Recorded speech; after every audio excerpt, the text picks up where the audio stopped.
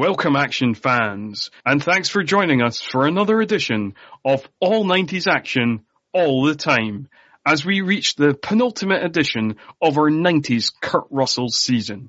I'm one of your hosts, Scott Murphy, and on today's episode, we are talking Breakdown. And who do I mean by we? Well, of course, I mean my returning regular co-host. He's a screenwriter, he's 1/3 of the Bloodhound Picks podcast, and a man who ain't no donut king. It's Mr. Craig Draheim. Hey, I don't even know you, buddy. You did think of one in the end. Yeah, last minute. You were worried you were not going to have a response quote, but yeah. I'm just glad you didn't call me shit for brains. I thought you might go for it. Yeah.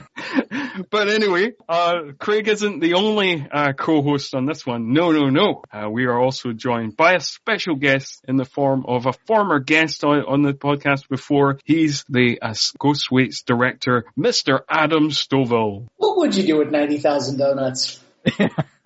Everybody's, everybody's hitting me up.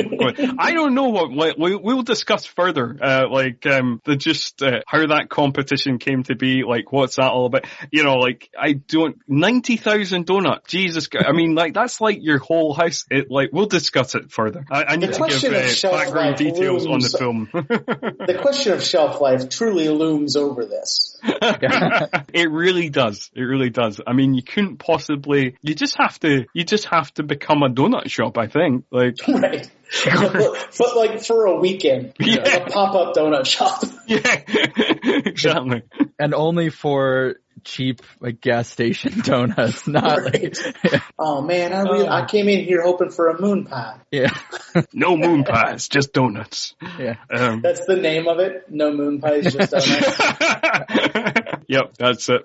I don't even know what a moon pie is. They're not sold over here. I don't know. They're barely sold in the Midwest anymore. They're kind of more considered like a southern treat, but it's just like a cookie with, not even a cookie, it's a kind of cakey. Yeah, with marshmallow in the middle and it's coated in chocolate. Yeah. Oh, okay. All right. Fair enough. Yeah. Cool. Okay. I mean, there's a reason we all have diabetes. Yeah. Right. Okay.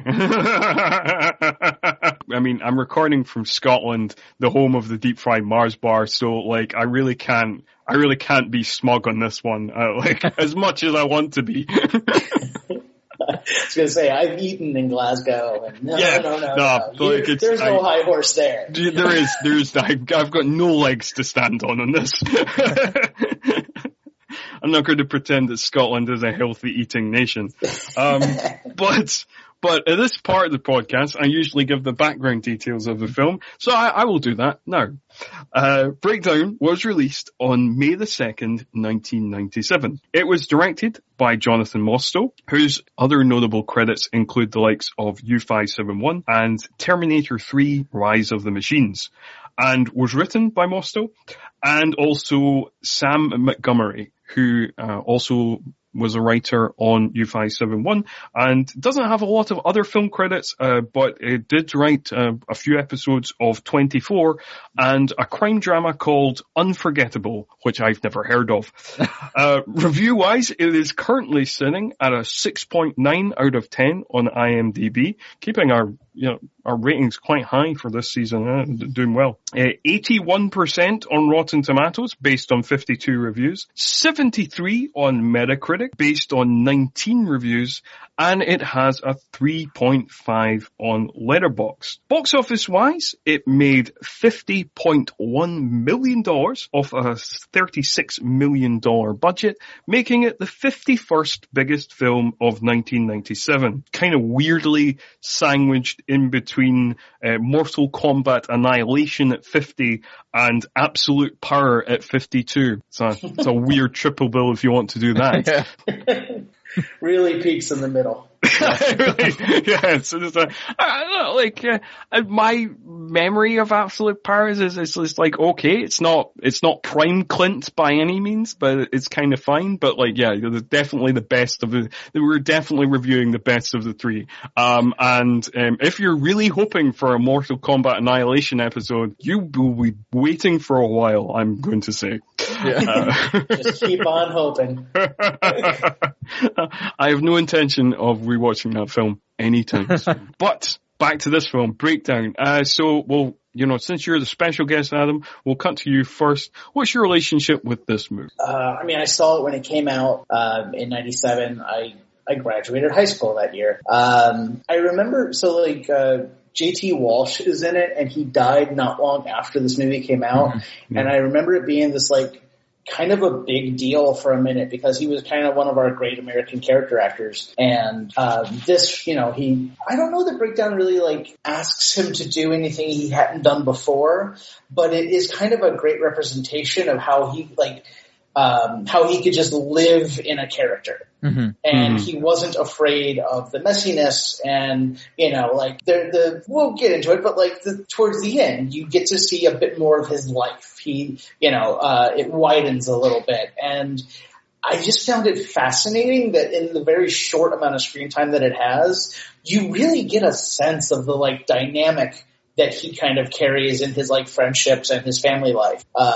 He was amazing. I actually think this movie texturally is just fantastic. I love how it looks, and there's the light when he goes into Belle's diner, the shards of light through the blinds, and then there's one shot of Kurt Russell walking in the desert over a railroad track, and it's just gorgeous.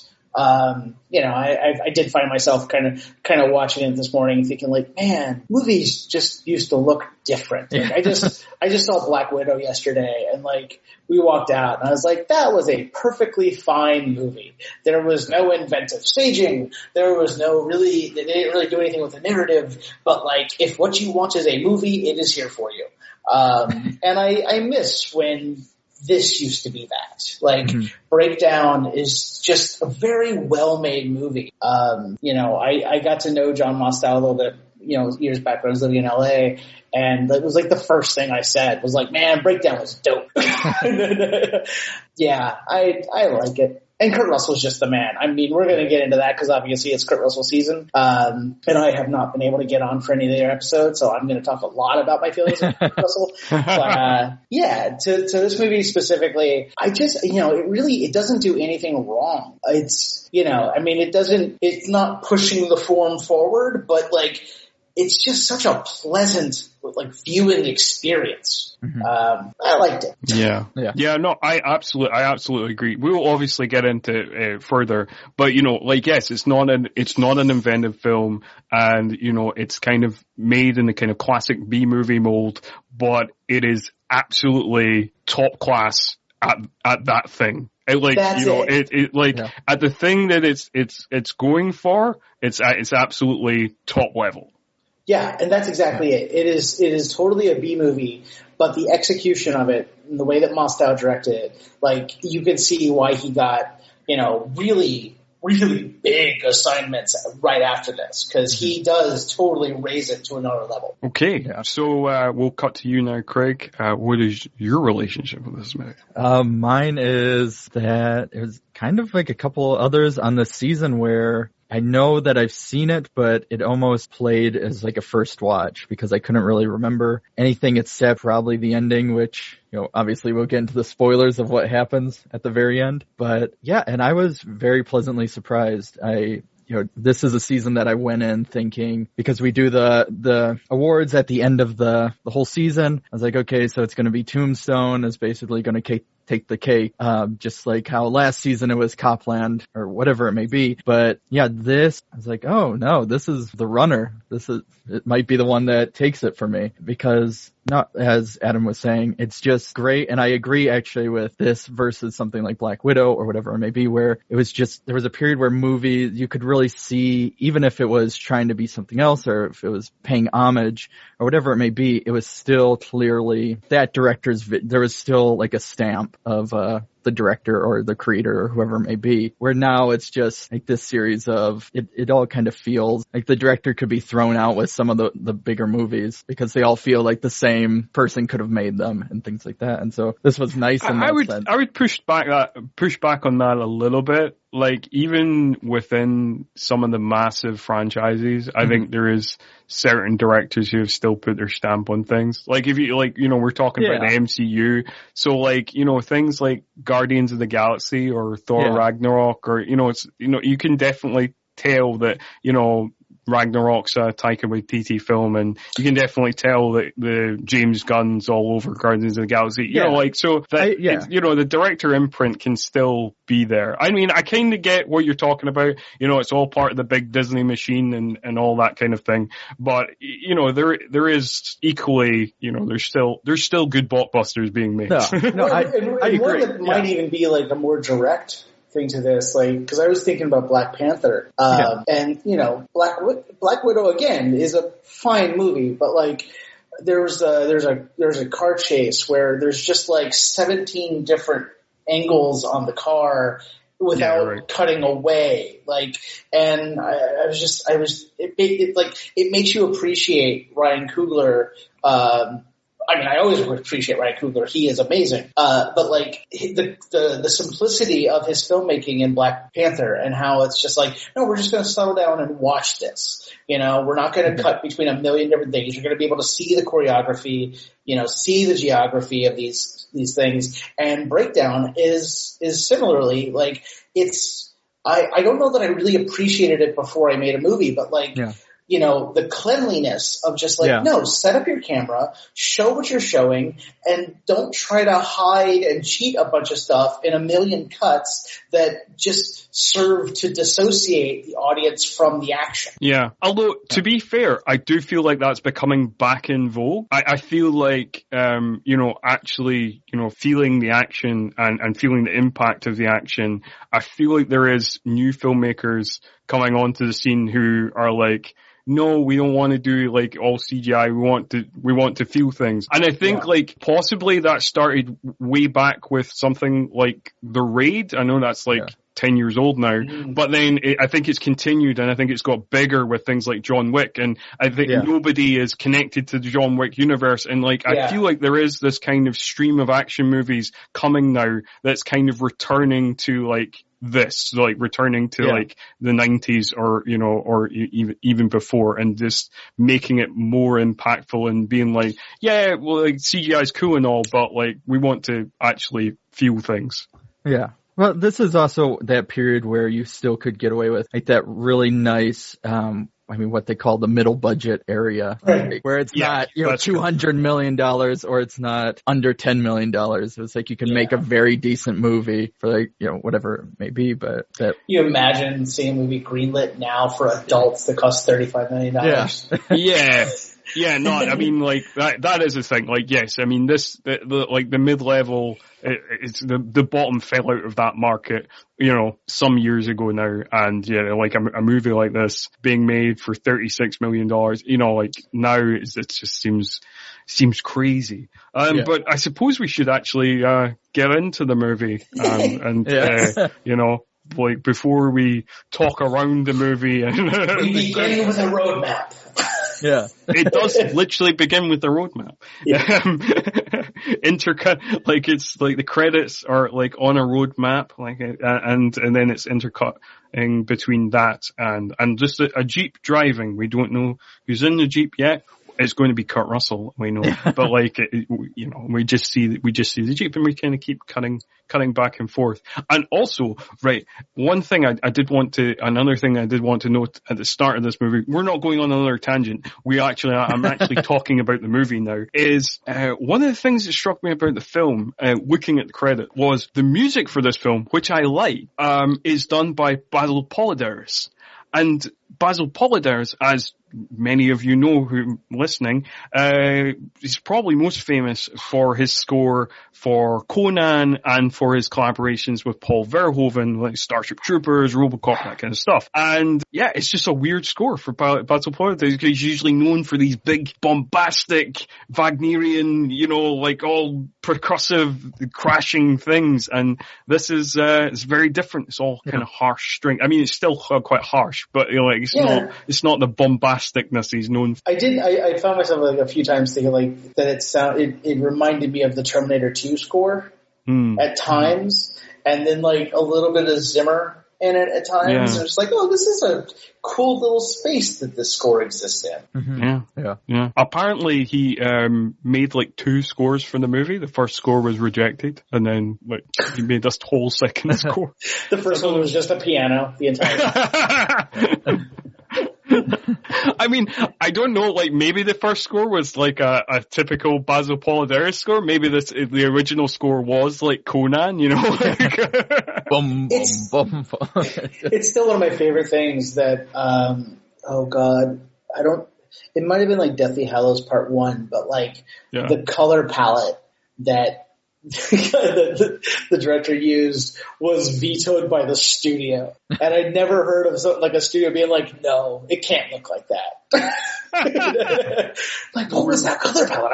I gotta know. Yeah. oh, dear.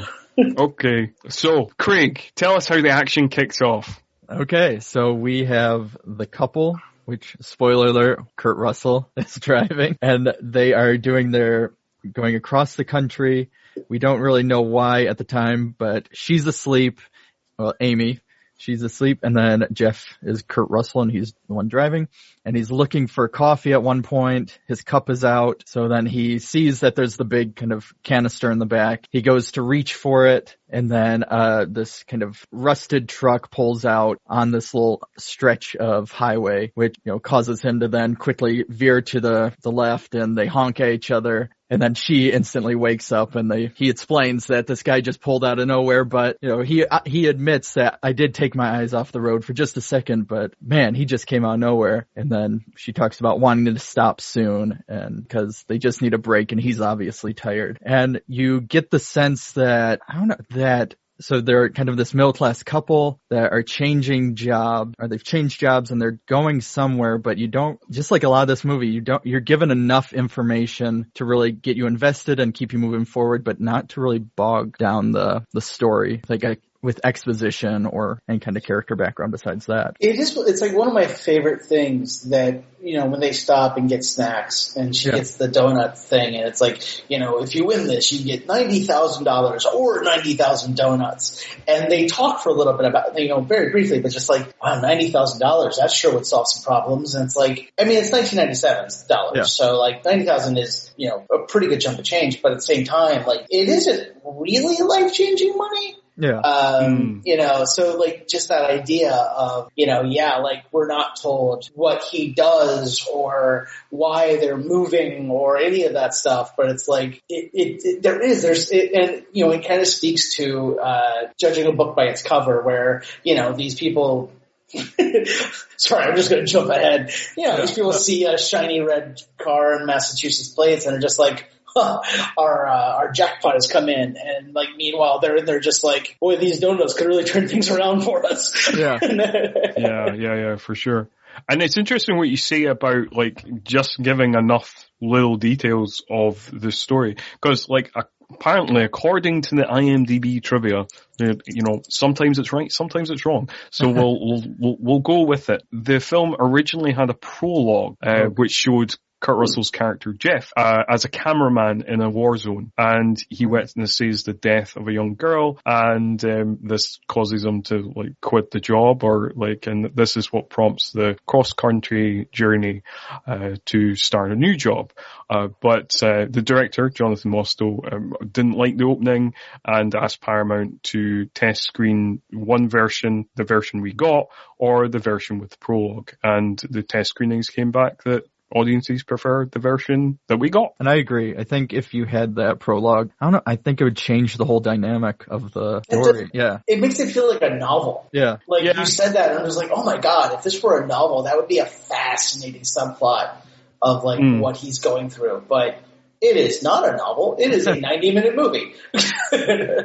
And also it's kind of weird, like, because like, you know, obviously there's a lot not said, so you're just kind of given little bits and pieces, and like, this character in my head does not work as a war photographer. He's like in insurance or something. Yeah, I agree. The only part that, and obviously spoiler, and it'll pop up later, the only part that felt odd for me was when he's trying to call his friend on the cell phone and say, I know you have that buddy at the FBI, and that's really all where it goes. And that's kind of, one of the standout points that I was like, oh, okay, I guess that makes sense based on what you just said, Scott. But besides that, no, I agree that it would be like insurance or something else. Yeah, so like before the kind of that little discussion about the $90,000 and 90,000 donuts, they are like hassled at the stop station, like at the petrol stop, that by a character called Earl, who's played by MC Gainey,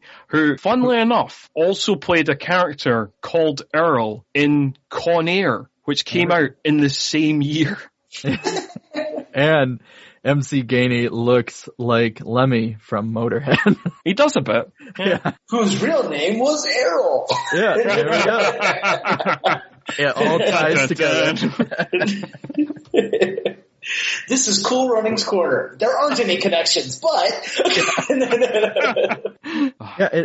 that whole exchange too is interesting because it kind of plays off in a way that, where you have something like Deliverance where, obviously the locals are clearly the bad guys, but you go in, and of course rewatching it, you're like, well, Burt Reynolds was really cocky about it, or he kind of treated these people like lower class citizens or whatever it may be, where you're kind of watching this exchange. And Kurt Russell, again, we've talked about this in prior episodes, he doesn't really play the macho hero that we're used to with all these other kind of action stars, where he's just kind of this guy that's like, hey man, I'm sorry, I didn't see you. And he's trying to just stop the situation from happening while, Earl is trying to be macho and make fun of him and call him a shithead and whatever else. Craig, I appreciate you setting me up. Okay. This is the thing I love absolutely the most about Kurt Russell is, especially in the context of like 90s action,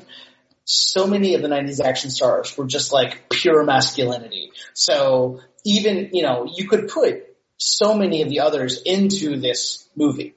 You could put Bruce Willis in, and Bruce Willis would be the put upon everyman, but then like just clicks into the gear of like, you're going to tell me where she is, and we're going to, I don't know. I can't do a Bruce Willis impression, but, or Arnold Schwarzenegger, who is just going to like walk through every wall, or, just all I don't think them. You could put Arnold Schwarzenegger in this role. I see where you're going with this. Oh, they would try. I definitely see where you're going with this, because like there's other 90s actions, like you could definitely have put like Bruce Willis or Mel Gibson in this role, but they definitely, towards the end, it definitely would have played out different. They would have like just puffed up their chest and like, suddenly they were just beating everybody down.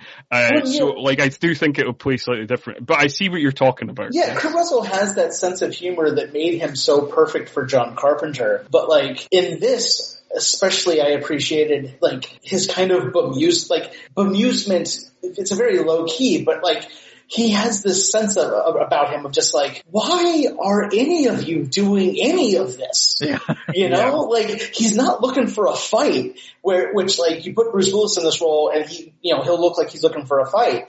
But Kurt Russell is just trying to get where he's going. Yeah. Like, why do you have to pull out in front of me? Why do you have to, why is any of this happening? Yeah. And I was like, this is what Kurt Russell gives you that nobody else really does. Yeah. Yeah, I'd agree with that. Like the only thing that because he's not antagonistic. I think the others would have been even the kind of ones that you could place as an underdog character, which I think Willis or Mel Gibson, before we all knew what Mel Gibson was like, at the time would have been like the other ones that you probably could have put in this role. But again, I think they would have been more antagonistic. The only thing you could say about Kurt Russell's character is he's like a typical well-meaning, if slightly patronizing liberal. Cause he's like, when he's like, when the guy's like going on about how nice his truck is and he's kind of like, yeah, but I suppose that's the kind of truck you need to get around here. And it's just like, I see that you're trying to be well-meaning, but it definitely could come off as patronizing that. Yeah. To your Scott, to your point of like, he's not antagonistic. That is a perfect thing. I'm going to jump ahead a little bit, but like, I love the moment when he goes back to Bell's Diner and the guy's like, it ain't none of my business, mister, but if I was you, I'd check the ladies' room. And he like goes in and sees the thing, like, he just comes back out and like realizes like, oh, I'm in your room. Like, he doesn't push anything. Yeah. Because he's just trying to like get his wife, like figure out what's happening with his wife and get back out on the road. Whereas like, if it were Bruce Willis, he would sidle up to the bar and like, let me buy you a drink and then pour it on the guy. Yeah. Or even with the bartender, like, pulling the gun, or again, we're jumping ahead, but he would kind of either hassle the bartender or pull him over the kind of bar and threaten him, and then the bartender would basically go weak at the knees. Where in this part, the bartender has complete control. Like, he pulls the gun, and then Kurt Russell basically like starts panicking and backs away and then sprints out of the door. I apologize if this is a tangent, but like it feels relevant. But this kind of reminds me, especially that scene when the gun is pulled that we haven't gotten to yet in the recap. We've not gotten to anything. We've not even got to the title breakdown. Yes, we have. That happens before anything. But yeah, like no, because like after we've just left the.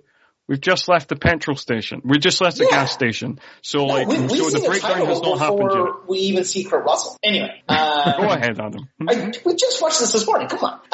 So anyway, I remember interviewing Ashley Edward Miller and Zach Stentz years ago, and they were talking about working on Andromeda.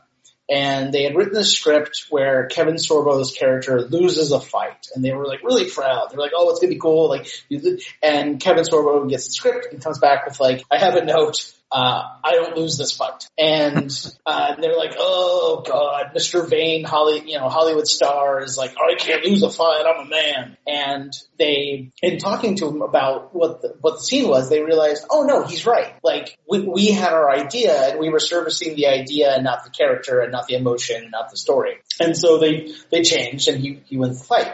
Like, I can see so many other people, like, the gun gets pulled. Kurt Russell is so good at being in over his head and recognizing that he is.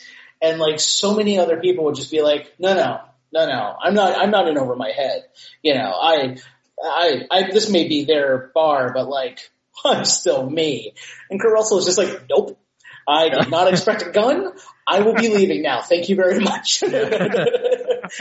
Yeah. Anyway, what happens next, Scott?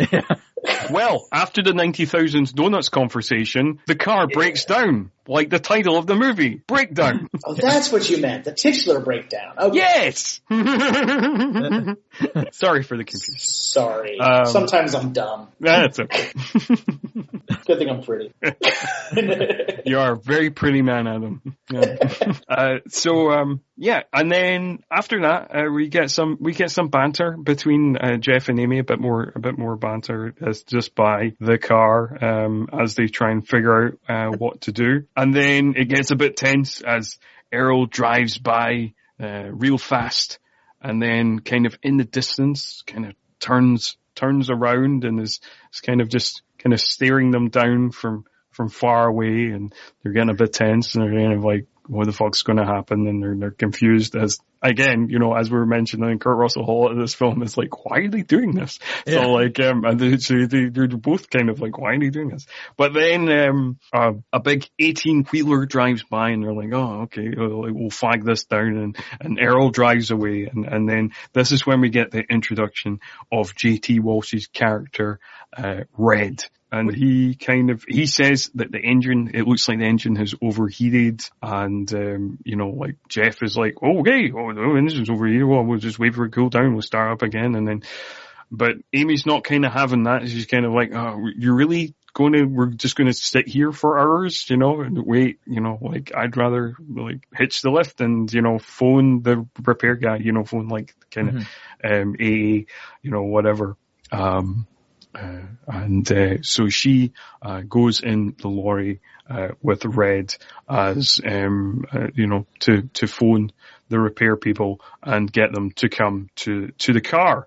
And that is the last we see of Amy for quite a while. Yeah. And, but Kurt works out what is, after some more kind of inspection, he works out, he sees a wire loose under the car and works out that is what has been causing the issue, and sets off to try and find Amy, who is apparently at Bell's Diner, which we've talked a little bit about already from a much later scene in the movie, which we'll kind of talk about again in an abbreviated form. But this is the first scene at Bell's Diner. And Adam, do you want to take it to Bell's Diner?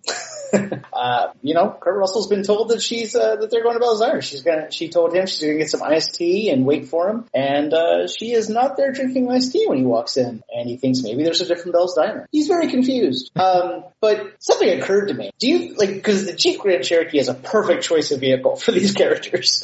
In 1997, just a perfect choice. Yeah. Do you think they struggled at all to get Jeep, where it's like, wait, our vehicle breaks down and then his life falls apart? We'd rather not have that, even though obviously later on it's shown. I was thinking about product clearance and just I wonder. Well, maybe because again, kind of spoilers for later, but maybe because it's they didn't break down because of their mechanics. Right. Yeah. It is revealed later on, but I was just because they're reading the script and it's just hey, wait a second. I'm not sure how we feel about this.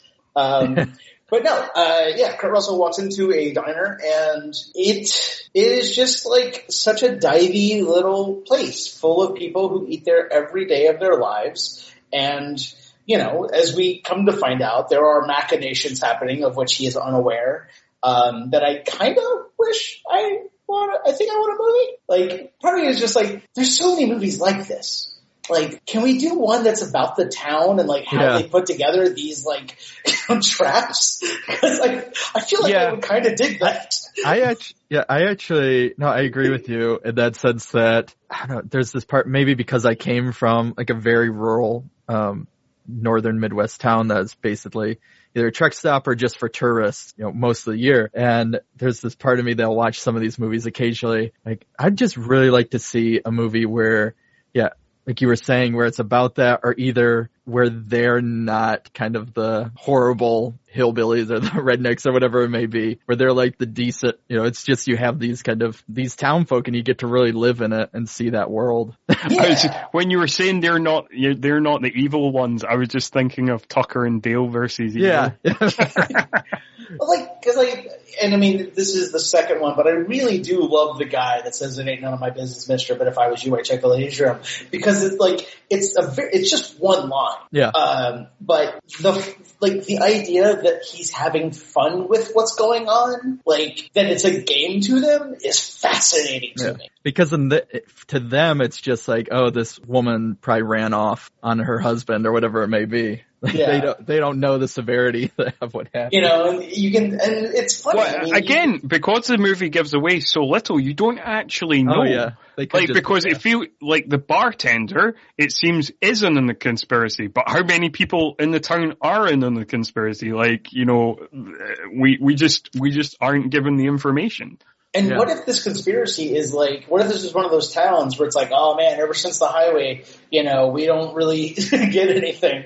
What if this conspiracy saved the town? What if the first time they did the trap was it literally made them $100,000 and they picked the right car and it saved them? What if this trap is why they have a school? Yeah.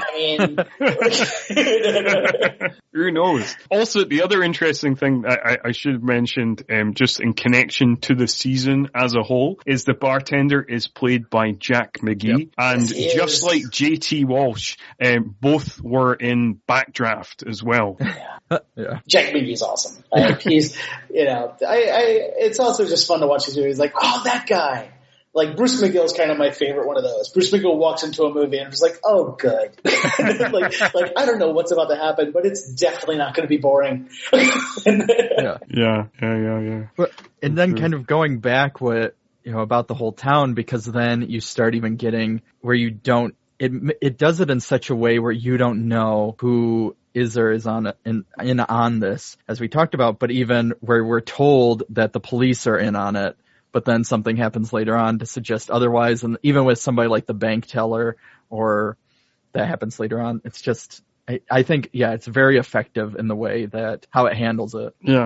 Yeah. I just realized that I did not actually do what you threw to me, Scott, which is to say what happened. Kurt Russell figures out his car, he gets to Bell's Diner, he walks in, he's like, hey, I don't see my wife. Have any of you seen my wife? And they're like, nope. And he's like, well, that's weird. All right, I'm going to keep going. But if you see her, let her know, just like stay here and I'll be back. And that begins the confusion. There you go, Scott.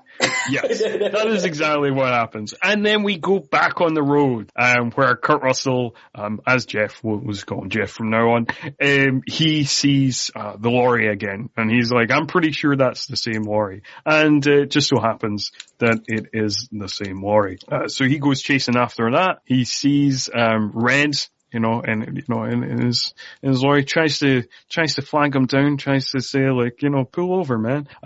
He's not having any of it. And then he nearly runs straight into a Winnebago, which Red helpfully points out to him in a very smug way. And then he, after saving himself and veering out of the way of the Winnebago, he then gets back on the road, and then he cuts in front of the lorry and does make it pull over. And then him and Red have a conversation. Red says he doesn't even know who he is. He's never met him in his life before. He doesn't know what he's talking about. Who's this wife you're talking about? Da da da da da. And then due to convenient plot mechanics, a cop rolls by. And again, as you mentioned, Craig, we don't at this point know whether the police are in on it or not.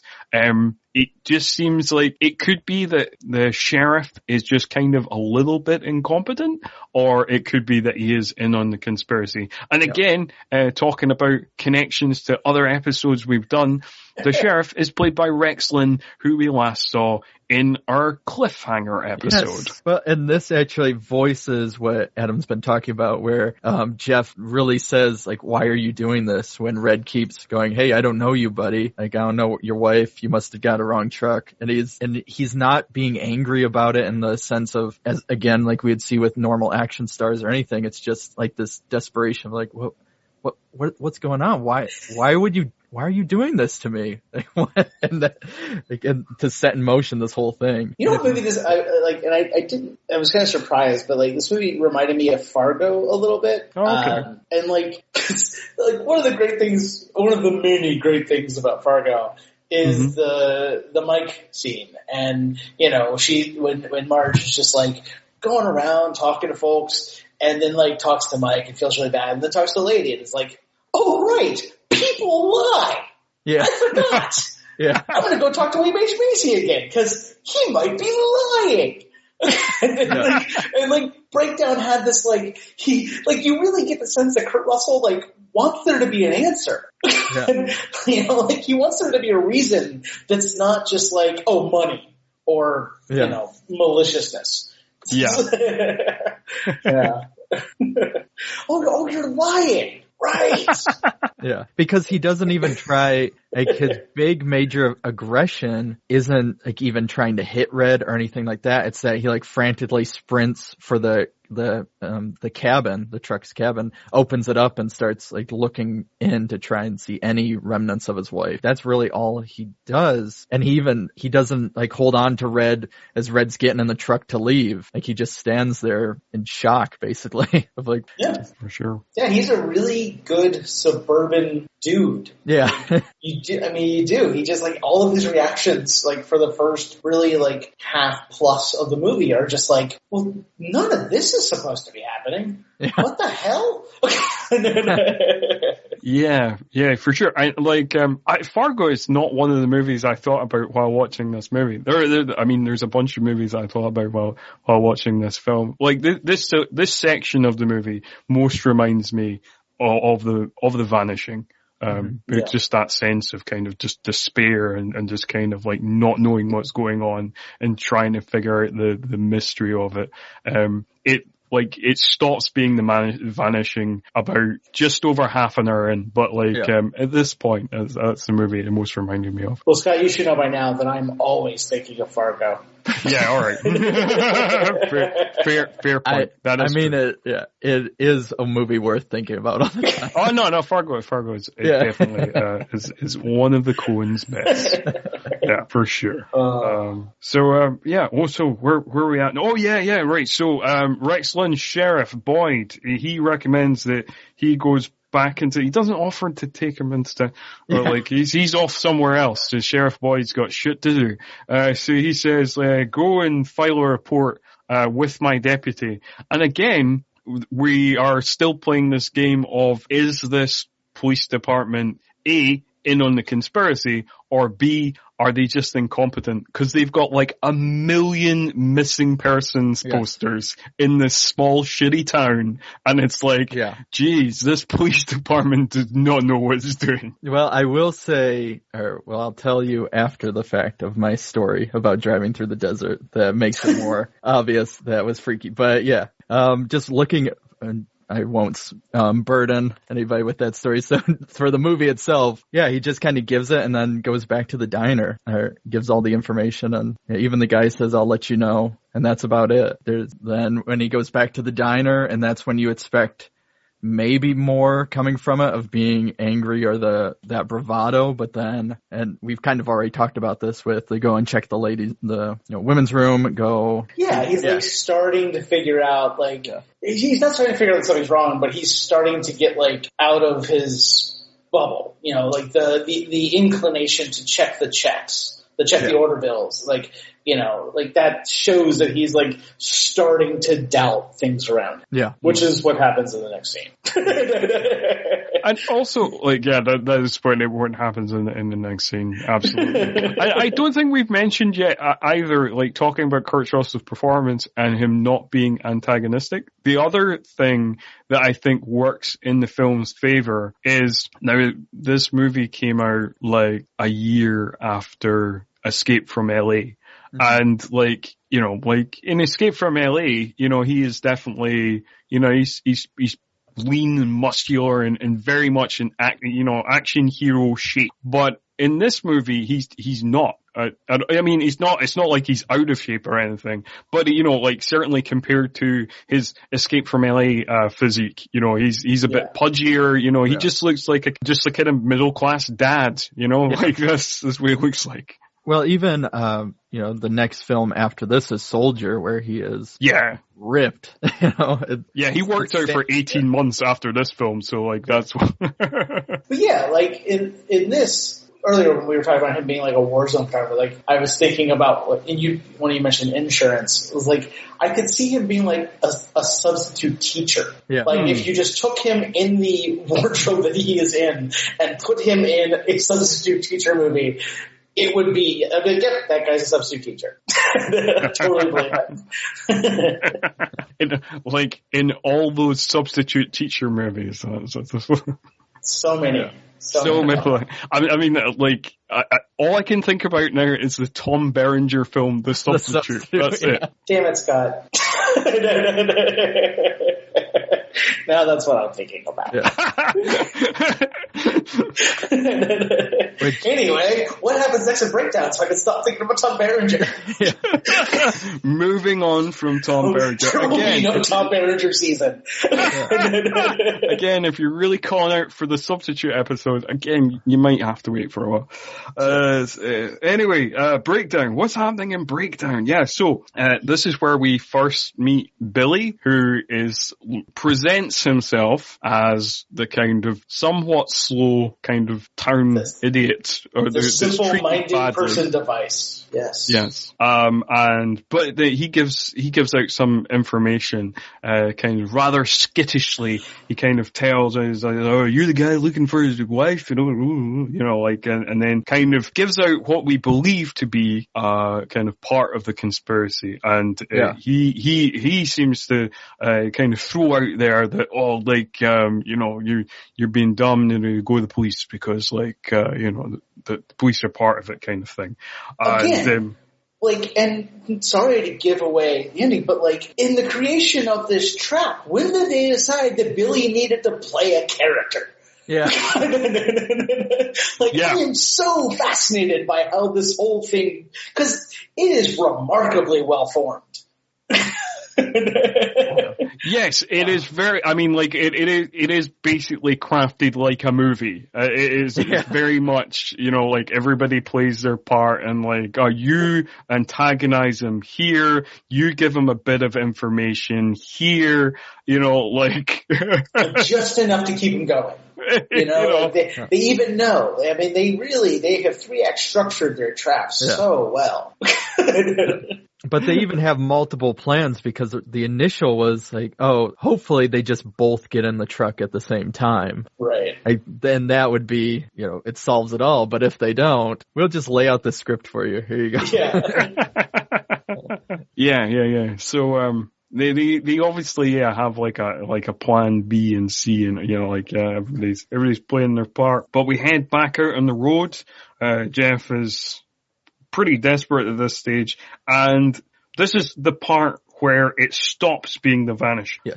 So it becomes more of an action movie from this point on. So there's a car chase with Errol. Basically, Jeff comes to like a closed road. He has that conversation that you mentioned, Craig, about his friend of a friend who's in the FBI, and then cuts into a car chase. And this happens 34 minutes in, and this is kind of the point where it kind of becomes an action movie. And, you know, we've kind of talked about, you know, CGI versus practical, and the practical stunts in this movie are really good. I mean, obviously, we have covered the movie with the greatest car chase of all time, Ronin, so it's not quite as good as that, but it's still pretty damn good. It's nice car chase. Jeff nearly runs into a digger, gets out of the way of that, and then makes the somewhat bold decision to start driving downhill into a river. And I'll say it actually, I don't know, there's that, so when watching movies like this, there's that moment where I know it's become this recurring thing across Guilty Pleasures, or this, where it's like, because the script says so, it's kind of like if you had made shirts, that's what one of the quotes would be.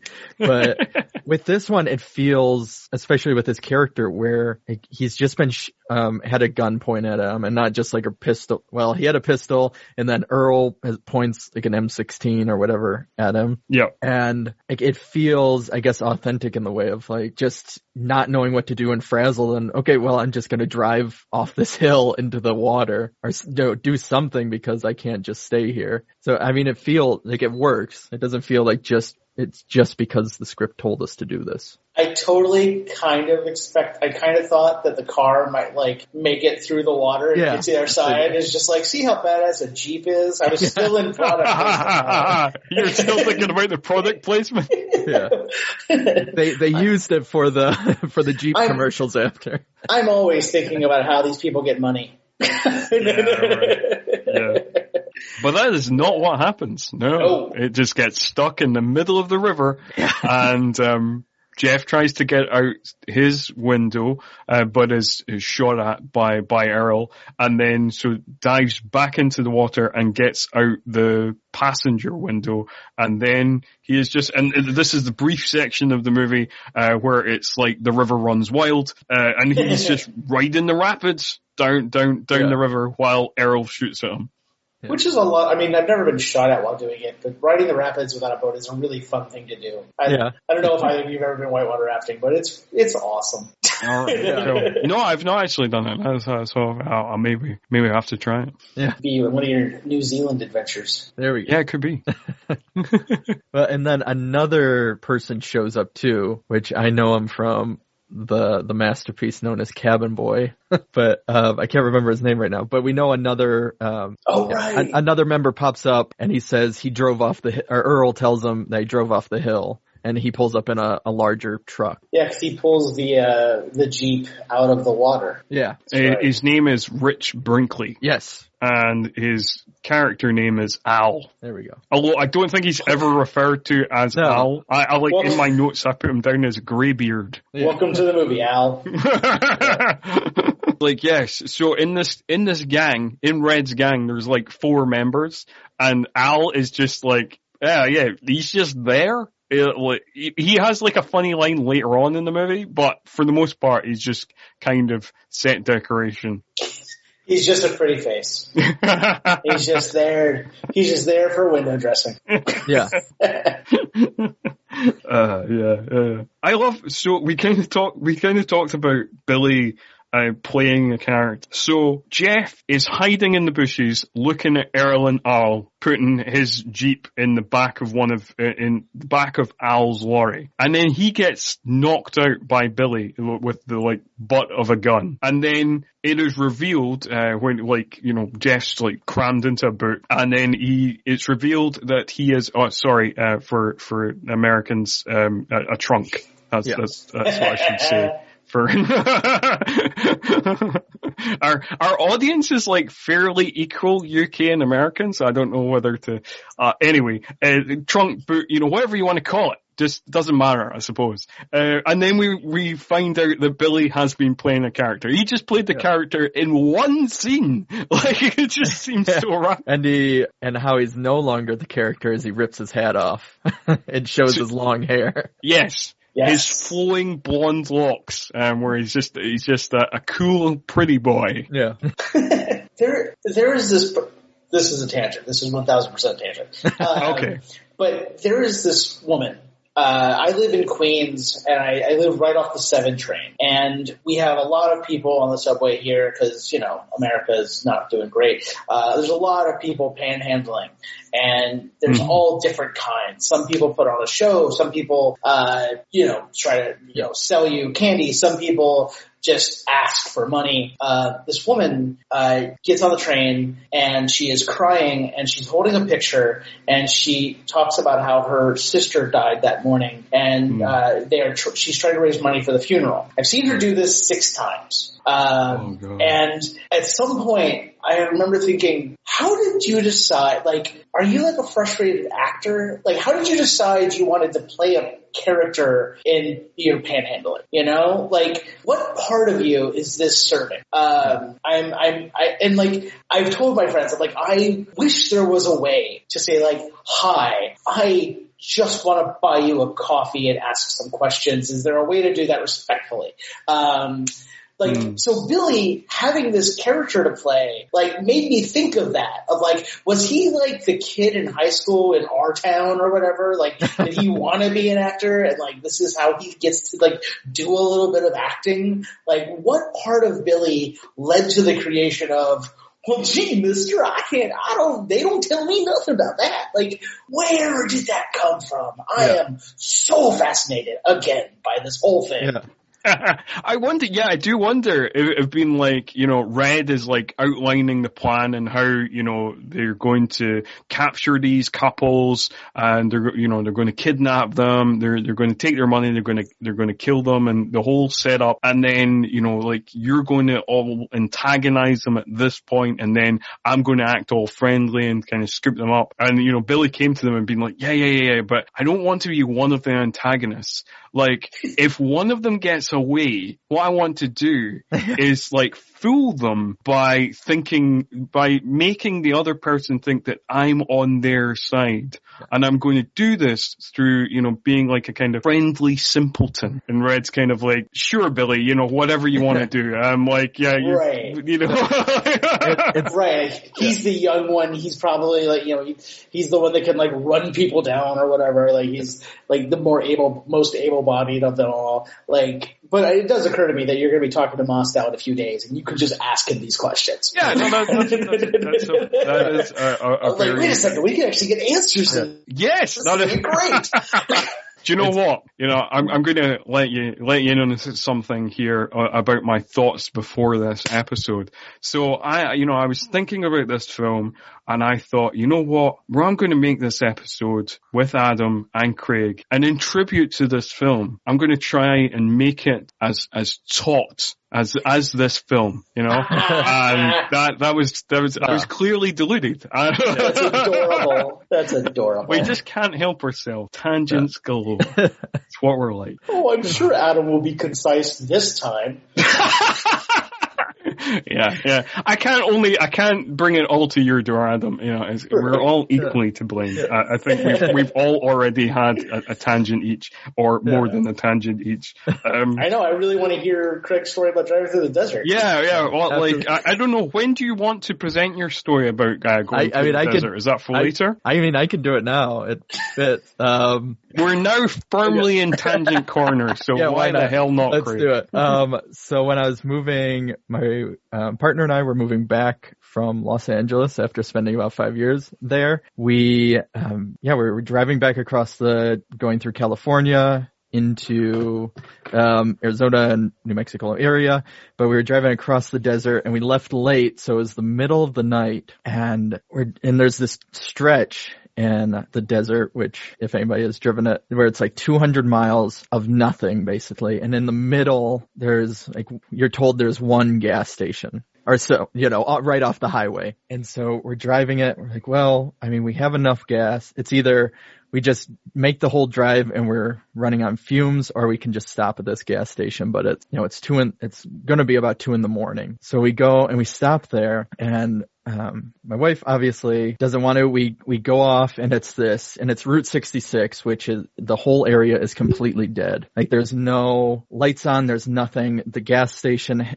is even closed down. There's a light over the pump, and like 200 feet away, there's semi-trucks with their lights on facing us, but there's nobody in the cabin that I can see. And so I pull over, I stop, I'm like, it's going to be fine. It's fine. Like, I'm going to get out, I'm going to get gas, and then we're going to go. And so I'm pumping gas, and then as I'm pumping, I start hearing, and again, I'm not seeing anything. It's completely silent. I start hearing this sound that can only come from a human. It's going, ooh, ooh, and it sounds like it's right on me, but there's nobody there. I'm like, oh, what the heck? And I pump, I quickly, get in, and I'm like shaking. I'm trying to be like, it's fine. Nothing happened.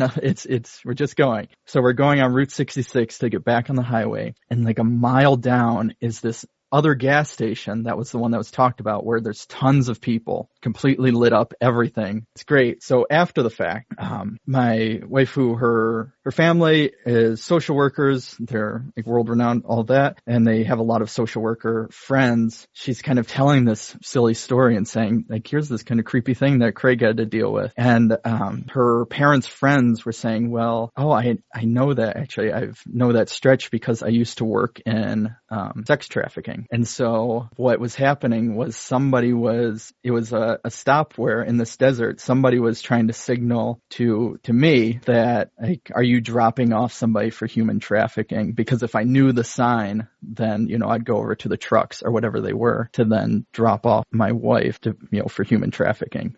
Holy shit. So that is, my desert story. And, and it's right off this desert in this area where, if something were to happen, you could go in any direction and nobody would ever find you. It's funny. When I was moving to LA, I drove from Cincinnati to Los Angeles, and it occurred to me while I was driving that, like, boy, it would be easy to disappear in America. Yeah. Yeah. Oh, man. Ugh. Well, that's a creepy story. That is my story. So it feels kind of weird going back into the movie after that terrifying tale, but that is our job, so we will do that. So I did want to make a point about the movie. There is something, I love how well crafted this film is. So we have the conversation right at the start about the $90,000 or 90,000 donuts with the packet of cheap gas station donuts.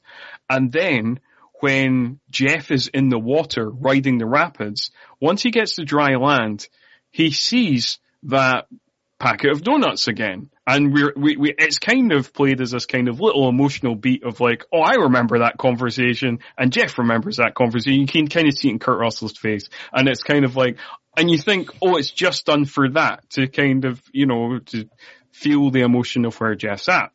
However, when he is kidnapped and he's stuffed into the trunk, and we open up the trunk and he's being interrogated by Billy and Earl, he is like, they are quizzing him about a specific amount of money. His wife has said that they can get, well, he can get them a specific amount of money, and they want to double check what is that specific amount of money, because they want to know if they've been bullshitted by her. And he's kind of scrabbling. He's kind of like, oh, I don't know, like, I can't say exactly. And then, you know, Billy is getting annoyed. He says, like, he's basically saying, like, yeah, like a rich guy like you doesn't know exactly how much money you have. And Earl says, yeah, this guy ain't no donut king, which again, the penny drops for him and he says $90,000. And I just love the setup of that, of just being like this innocuous thing, and you're just like, oh, well done movie. Yeah. Yes. Yeah, that's such a wonderful little touch. I concur, Scott. Yes. Point well made. Excellent. I'm glad that came across well. So then we get like a properly disturbing scene, where Red is, you know, comes back into the movie. And at this point, he has dropped all pretenses of like, oh, I don't know who you are. You know, like he is full on villainy now. And, you know, previously when we've come across J.T. Walsh in the season, which we have a couple of times because he appears in both Backdraft and Executive Decision, in both movies playing a shitty politician. But not Cool Runnings, goddammit. That's true. That's true. But in this movie, he's like full on villainy, and he's quite a scary villain in this movie. Yeah. And I think one of the scariest things is the scene that's happening right now, where he just simply, in a very, very matter-of-fact way, does a description of Amy, but it just feels so icky. Yeah. Yes. You're so right. No. Sorry. This is Lupe, who we're now going to hear because the dog has finished her bone, and she wants to cry a bit. Yeah. Lupe, what are we doing? You just want another? Yeah, it's a very disgusting description. Well, and it plays into, I don't know, this whole moment too, because Jeff keeps saying, you know, I want to see my wife, or I want, you know, kind of evidence that my wife is still alive. And it makes it clear that he is not the one in control at all, because they never let him know, and then he still keeps doing what they're asking, because it's like he doesn't have any other choice, which again kind of would deter from, I think, how this would have been handled with another action star or even another version of this movie.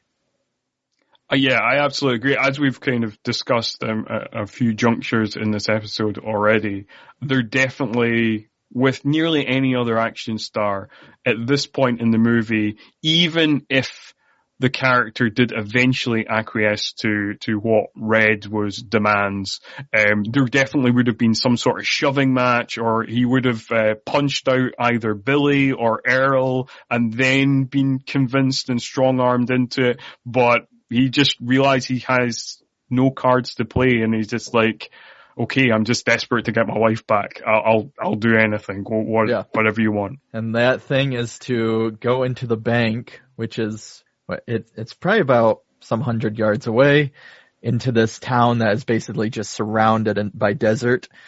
And they know one officer, there's two officers in the town, one is in the foothills, so will not be back for a long time. And they called a fake accident, which would take the other officer 20 minutes to get out, 10 to realize there isn't an accident, and 20 to get back, whatever. So he has 50 minutes to go to the bank and transfer all $90,000 into, cash to then bring back. And they're going to be watching him, is all that they say. But, while he's doing this, you don't necessarily know if they are watching him or if other people of the town are involved, as we've already discussed, or if it's just kind of like the scare tactic. But either way, it works. So when he's in there, he doesn't know who is in on it and who isn't. Which he plays beautifully. Yes, he does. Yeah, because the scene that happens next in the bank is, it's absolutely beautifully played. in terms of he thinks he can trust the bank manager. He seems like probably not in on it. So he tries to attempt to like tell the bank manager, you know, what the situation is. But then this other guy starts talking to the bank manager, and he looks like a bit sketchy, a bit of a redneck, but looks kind of like he might be part of the gang. So he just immediately shuts down, and he's just like, no, just give me the money. Like I had a bit of a car accident, or I don't know where my head's at, and you know, I just need the money. Yeah. And credit where credit's due, both the bank manager and the sketchy guy also play it perfectly. Yes. Oh yeah. The way the sketchy guy like just sits down and is kind of just perusing through the magazine, but you know, like in a really kind of sketchy kind of just nasty and, like, way. But it's also totally possible that he's just like there to like get a loan, and he's like, when is this guy going to leave so I can talk to the manager about getting a loan? Why does he keep looking at me? Yeah, that is what worked, because in you know, Jeff's mind, it's all sketchy, but then you kind of, if you take a step back, you're like, no, all these people are just being normal. It's just he's viewing it that way. And he does that whole thing of where he goes into the bathroom. And again, another kind of action moment where he's like trying to find a weapon to potentially use, and there's nothing, or he finds like the plunger handle that he's going to use, and it's, no, that's a bad idea. And he just like stop, and he doesn't do any of it until, you know, he ends up grabbing the letter opener. I like that the bank scene of breakdown is our Rashomon, where it's like, we can break this down from all these different angles. Yeah. yeah, for sure. One of the kind of, you know, like, you know how you mentioned, you know, the scenes in movies, you know, because the script says so. And it totally works because, like, you know, the plot won't go forward without it. But there's like the little raps for the money to show what the denomination is. It just happens to be on the bank manager's desk, just kind of lying out, so you can just grab them.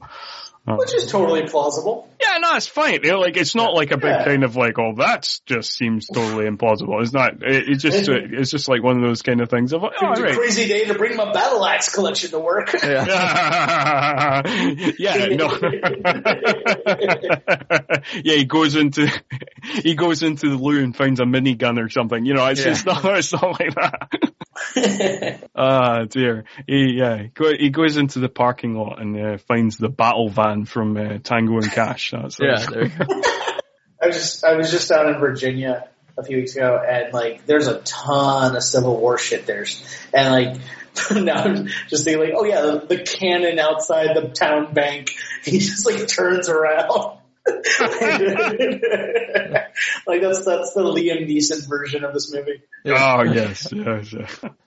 Which is, I mean, as we've discussed a bunch of times so far, like that's kind of the cool thing about the character Jeff. You know, he's not a man with a particular set of skills. He's just a man who's just like desperate and you know, doing what he has to, and you know, he kind of has some action skills later on in the movie, but like again, he's just really bumbling around getting by. Yeah.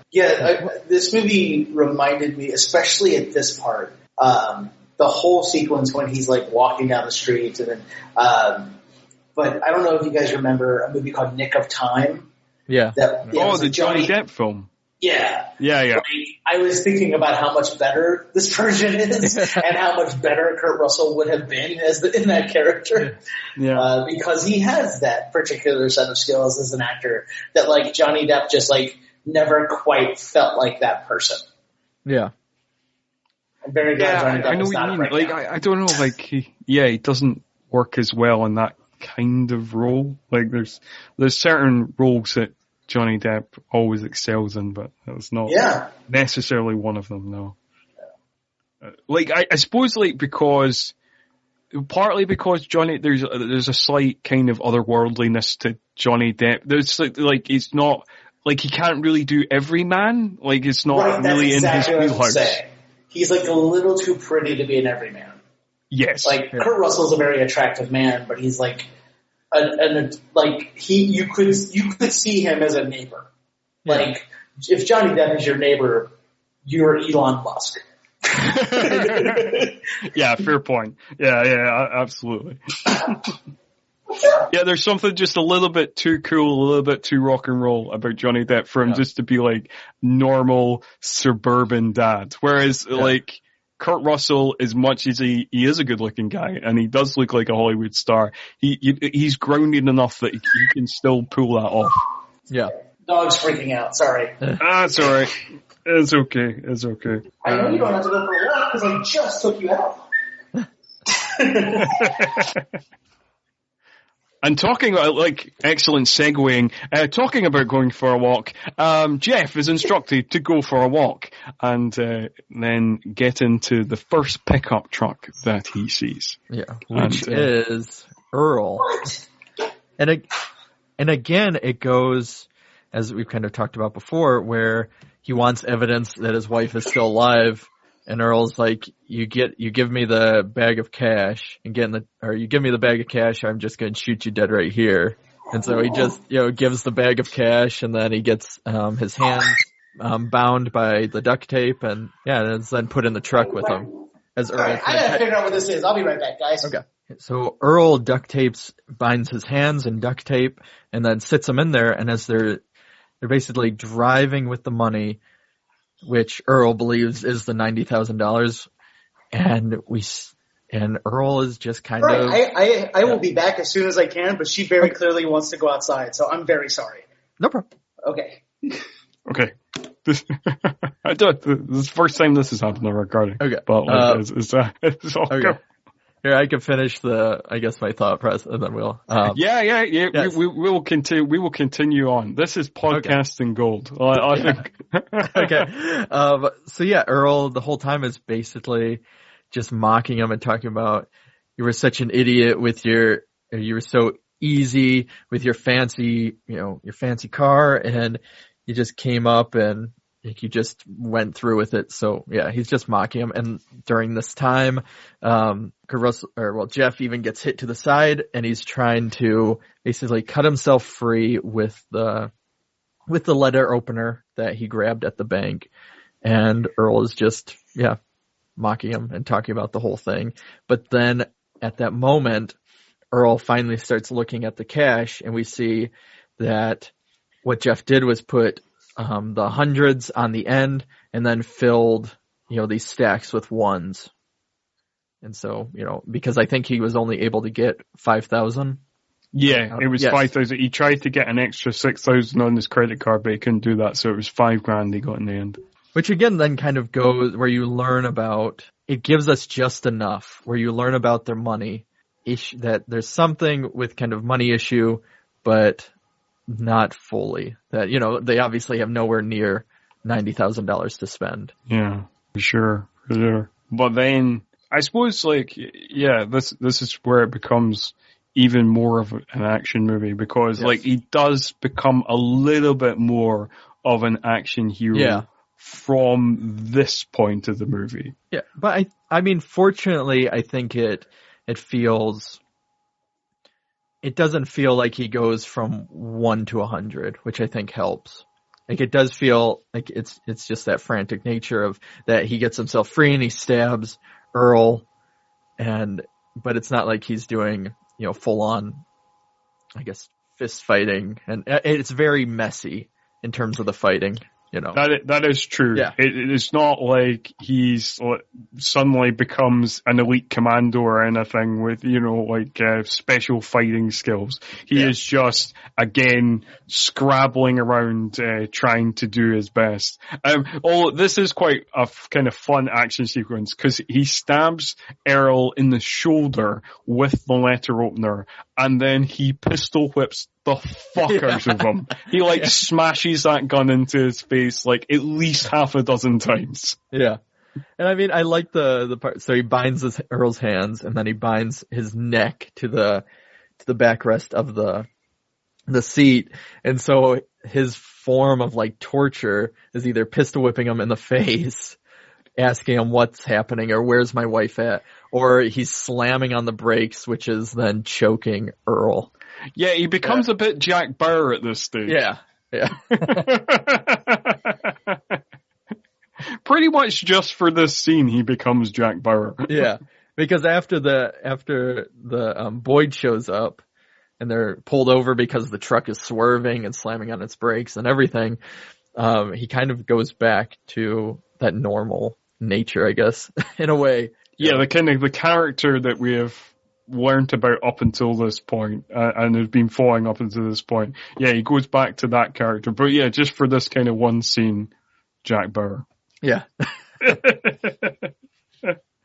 But as you mentioned, yes, Sheriff Boyd does turn up, and he demands that Jeff comes out the car, and Jeff is trying to explain. He's like, I've got the guys, you didn't believe me, but I've got the guys. I was right. I'm not going mad. It was the right lorry. These people have got my wife, just listen to me. And Sheriff Boyd's like, none of that. You have a gun in your hand right now. Yeah.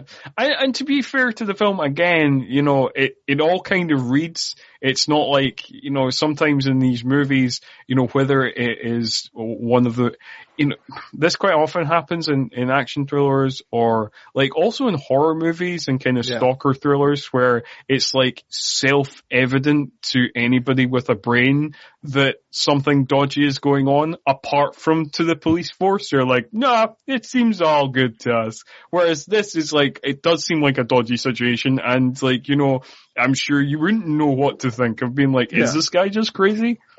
Yeah, we see this truck swerve all over the place, and then he walks out with a gun. I mean, I am back. It does make, okay.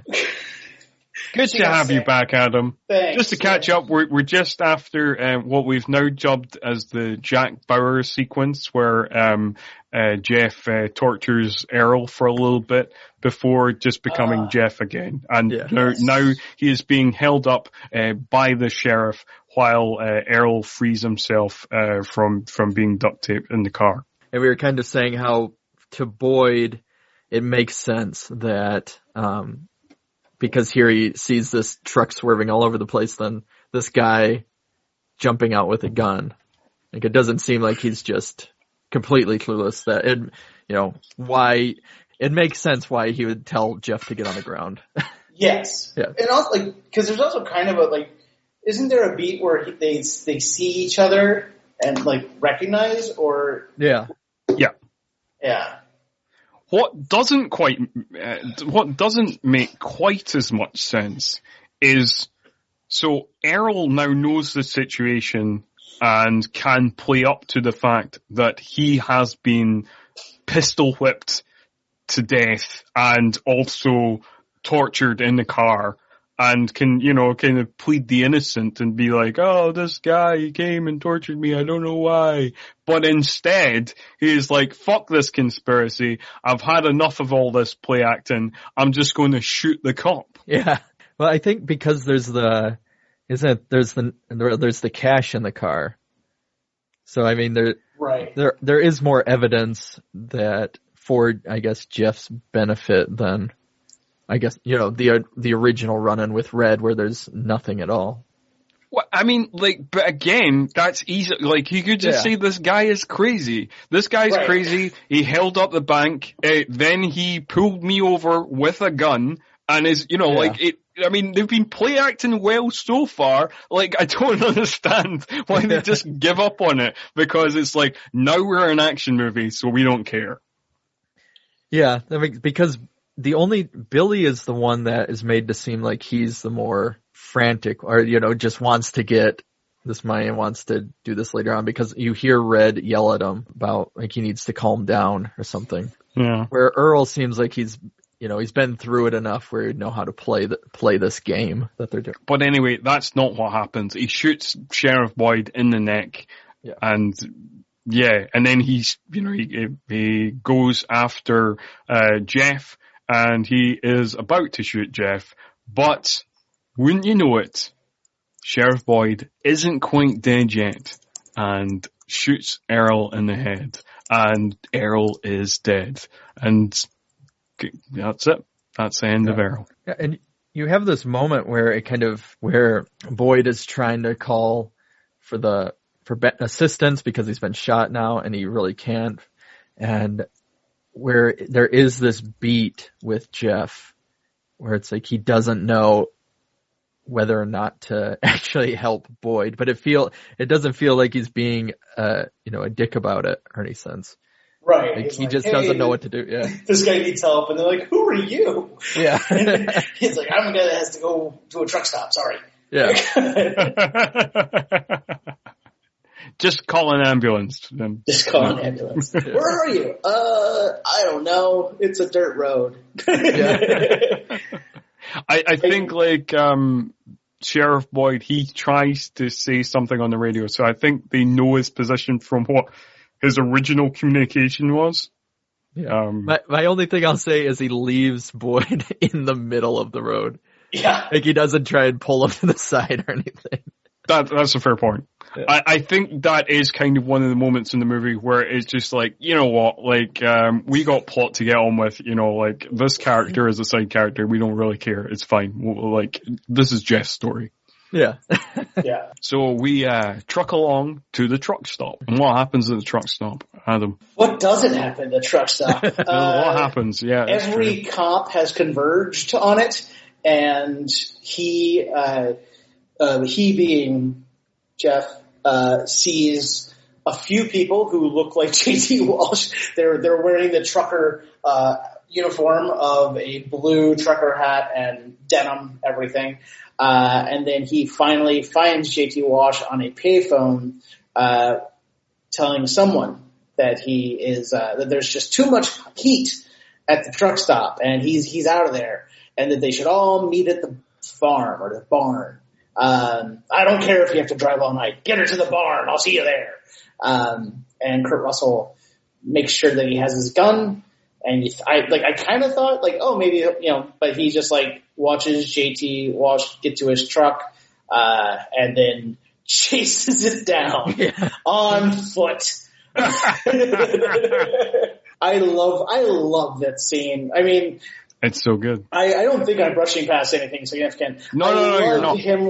I love the stagecoach scene of just now I got to get on this truck, and he grabs the undercarriage and he's pulling, kind of climbing up that, and a family station wagon drives by and a kid sees him and does not react whatsoever. And yeah, it's such a cool, there's so many little beats in this movie where you feel like John Mostow, must have, sat in traffic and just looked at a semi truck and, had that moment of just how would I climb this? Cause as a kid I would watch these things and it's I want to climb a semi truck. I never did, but yeah, it's such a fun and really well done, tense, even though it's Kurt Russell and it's not gonna go badly for him, but he finds all these little places of his foot slips here and he's grabbing for this and there's the mirrors and he's got to make sure he's not seen, and just all it's such a perfect little bit of stakes filmmaking. You understand every single beat of it and just how hard it is for him to do this, but it is also not quite superhuman. It's not it's believable that a person could do this, kind of. Yeah. It's believable within a context of a movie. Yes. Yeah. It's not kind of it's not this is ridiculous. Getting out of an airplane in Commando where you're just none of that would happen. Yeah, that's true. It's ridiculous. It's ridiculous, but in a grounded way. It's a grounded ridiculousness is yes.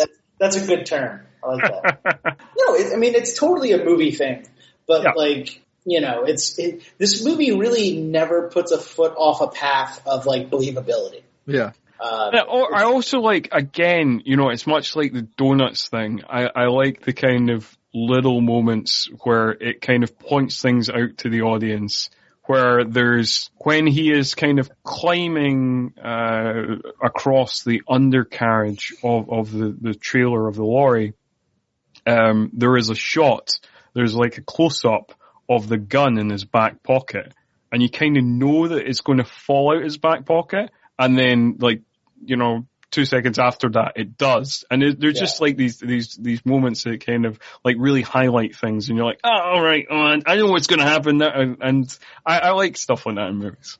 Yeah, it's kind of like Die Hard in that way, of just like Die Hard seeded all these little things so that like when this guy is going through this adventure, like this is why he doesn't have this, but this is why he does have that. Like, okay, now he doesn't have the gun, so he can't attack JT Walsh, but maybe he wasn't even planning. Maybe he was just going to ride, but like then he'd have a gun, so they'd be on equal footing, but then he loses that. And like it is all kind of conspiring to like make Kurt Russell have to be just like sneaky the entire time. You know, he is always at a disadvantage until he is not. Yeah. Yeah. And even when he is not, he still is at a disadvantage. Even though the one moment which will be coming up shortly where he kind of has everybody at his, or well, we'll get to it, but is holding everybody up, like he still ends up being at a disadvantage at one point during it.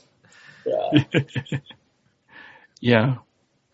I think, like it does, it's interesting as well, kind of connecting the Kurt Russell-ness of it all, like the character of Snake Plissken inspired the character of Solid Snake in the Metal Gear Solid games. Mm-hmm. And as we go into the next scene, it kind of, it does become like a kind of Metal Gear Solid kind of mission, like in terms of like the way he climbs onto the lorry, and then also in terms of the way when the lorry stops, he then climbs onto the roof of the barn and has to sneak about the kind of rooftop of the barn. Yeah, which it actually has, I don't know, this is one of those moments again when watching Tombstone versus this, which we're going to get to, when he's sitting there and he's looking over them, and this barn is filled with obviously tourists, or all the people that have driven and have been captured by this group before. All of their stuff is in there. You have stacks of cameras and whatever it may be. And he's watching it. They pull in, and when they pull out his wife finally after all this time, and they think she's dead because she's wrapped in that like blanket or in that bag. And I think that's probably like one of the moments where I was like, oh, this is like Kurt Russell really, like this is a great acting moment for him, where where he's like so quiet and he isn't fighting or anything. He's just watching it, and you see the tears well up because he thinks his wife is dead. And I'm not a big video game person, but it's a thing I always love about, or a thing I love about Last of Us, is that part of the gameplay is you have the option to just hide and sneak around. Yeah. You don't have to like go charging in. And like he just, once he gets on the truck and the truck gets to where it's going and they're at the farm, like, it is then a masterclass in like not being seen, and he has to like find a spot, and he's trying to get to like high ground. And then it leads to them thinking that she's dead, and like he can't say anything, and because he's still not somebody who's gonna like go charging into a room, but like it's all his eyes and his face, and literally in one shot it's just his eyes. It's really just tremendous work. It's a great moment. It's a real kind of like, and it's a real suspenseful moment, because you think for a second like, oh, is she legit dead? Like, is that, is it just going to be like the final act's just going to be like a revenge thing, or and because we've been thinking about the Vanishing, we're kind of primed to think that she's dead. Yeah. This kind of goes back to the Black Widow thing earlier of like the clarity and the simplicity of the filmmaking. Like Mostow he seemed to know exactly what he wanted to do with this movie. And I'm sure that there were like discoveries and accidents and little miracles, but like, cause every movie has those, but you really like, that's the thing that I really thought about this morning watching it, is like, man, this is a sure-footed film. It is. It's very taut. It's very economically told. Everything's very streamlined, very tight. for sure. And okay. So who wants to continue with the plot? Shall I continue with the plot? I guess. So after that, they shut everything down. She's confirmed alive, but she's basically put into the cellar under the floor and then put into what we're told is a freezer. But he doesn't actually ever see it. The guys all get out. They leave, lock the place up to then go have dinner with breakfast. It's 6 a.m. Or breakfast. Yeah, breakfast. Sorry. Breakfast with Red's son and his wife. And so, there's this tiny moment where he gives his son, like a Swiss Army knife, and his wife, it's like, oh, I didn't expect you home so soon. For a week. You're supposed to be back next week. Yeah. And so then we get kind of where Jeff is going in through this house, and he has. Can I butt in for a second? Go for because it. I legit laughed at this moment in the movie because of how annoyed Red's wife is that everyone ignored her call for breakfast at least twice before they came. She is. Yeah, because she doesn't know they're putting a body in a freezer. Yeah. I also really like that it's like, oh, we're supposed to be back for a week. His truck is empty. He is, when you're watching, you're thinking like, oh, I guess he's finished that. He has unloaded the thing and now he's like heading back, but like the idea that he was supposed to be out for a week, it's like, how, what? Like, how does your long haul work? It's like, or are you even working? Like, is this a front? Are you like driving a truck for anybody, or is this just your truck? And like that could be it. I mean, it could be an entire front. He could just be telling his wife he's a trucker. And all he's doing is picking up tourists and kidnapping and stealing their money and killing them. Yeah, because as we're about to see, she doesn't know nothing. She has some awareness, which I do think is it kind of goes back to the Jeff and Amy thing of you believe this relationship, you believe they've been together for a long time, and so she may not know there's a freezer in the bottom of the barn, and that she may not even know about the false floor, but she definitely knows that some stuff is happening because, as we're about to see, she has zero problem making a very difficult demand of somebody.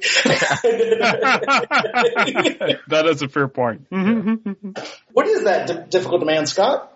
Well, that difficult demand is basically Jeff is doing his Solid Snake impersonation and is sneaking about the house. He's got a gun. He's found another gun in the truck when he was in the barn, and he's sneaking about the house. He is looking in the different rooms to see where everybody is. He sees the son is playing Doom. I don't know if that's deliberate product placement or not. We'll move on. And then he hears everybody in the other room having breakfast. And then he bursts in and he holds up the gang. So sitting there is Red and Billy and Al and Red's wife. And he holds them up and he demands because he was trying to, he was trying to get his wife free in the barn, but he couldn't get the cellar door opened because it was locked and there was no way to break the lock. So that's why he had to go in the house. And he's demanding the key. And then he is held up himself by Red's young son, Deke, who has Red's rifle. And like you say, it's kind of a weird character moment because Red's wife seems perfectly normal when we are first introduced to her and seems kind of whimpering and bemused in a minute when we go to the barn. But in this one scene, she's cold-blooded as fuck and is just shoot him! Yeah. Yeah, there's no bring me the gun or anything like that. It's just nope, you shoot him. Yeah. If you don't shoot this stranger, you're grounded, young man. Which Jeff is even your mom isn't good. He keeps saying it your mom isn't going to be hurt. You're not going to be hurt. This isn't about her. He's trying to talk through with this kid. in a very sensible way. Well, cause and this is why, like, I don't remember if I said it when we were recording or not, but like, I started thinking about what like a Straw Dogs with Kurt Russell starring would be, because he is clinging to, I am a good person, I don't do this. Like, and he never overtly says it. You know, he never says like, oh, I would never. And I mean, he has obviously caused the death of, but like, he still can't bring himself. Like, I really never felt like he was actually going to pull the trigger. I do feel that watching this movie that your friend Jonathan Mosta probably does have a less nihilistic worldview than Sam Peckinpah, which is not a high bar to clear, but it's just I like that. I think you're absolutely correct. Although maybe now, you spend 1997. Yeah, you spend 25 years in the movie industry. Maybe that's what did it to Peckinpah. Maybe Breakdown 2 is nihilistic as shit. Yeah. Well, you never know. Tell me my movie reminds you of The Vanishing. I'll show you The Vanishing. You think the ending of The Vanishing is dark? Well, you've not seen nothing yet. Yeah. Dear. Yeah. And but like, also that kid. Like the kid and Red's wife, like both are very believable. That kid, just has like a moment, but he is very believably, confused as to what to do. Yeah. I absolutely agree with that, because the kid is like, kind of puffed out his chest and wants to be the savior of the day and wants to stick up for his dad, and then just before he pulls the trigger, he has that moment of like, and he starts crying because he, it obviously dawns on him what he's about to do, or what he might be about to do, is kill a man. And then, like, obviously you see the consequences of that in his face. And in that moment of indecision, that's when, like, Jeff kind of hits the gun kind of away from him, right. So it ends up like shooting off into Al's shoulder, which doesn't affect Al all that much. Al's surprisingly mobile and later drives a car without too much effort, which is quite funny. Do you think the kid was like expecting one of his parents to take the gun, so like he can menace, but he wasn't expecting them both to be like, yeah, now shoot him. Yeah. Pull that trigger. He's just like, I really thought I had done the first part of this. Yeah. I feel like I've done my bit. Like, I've held the guy up. Yeah.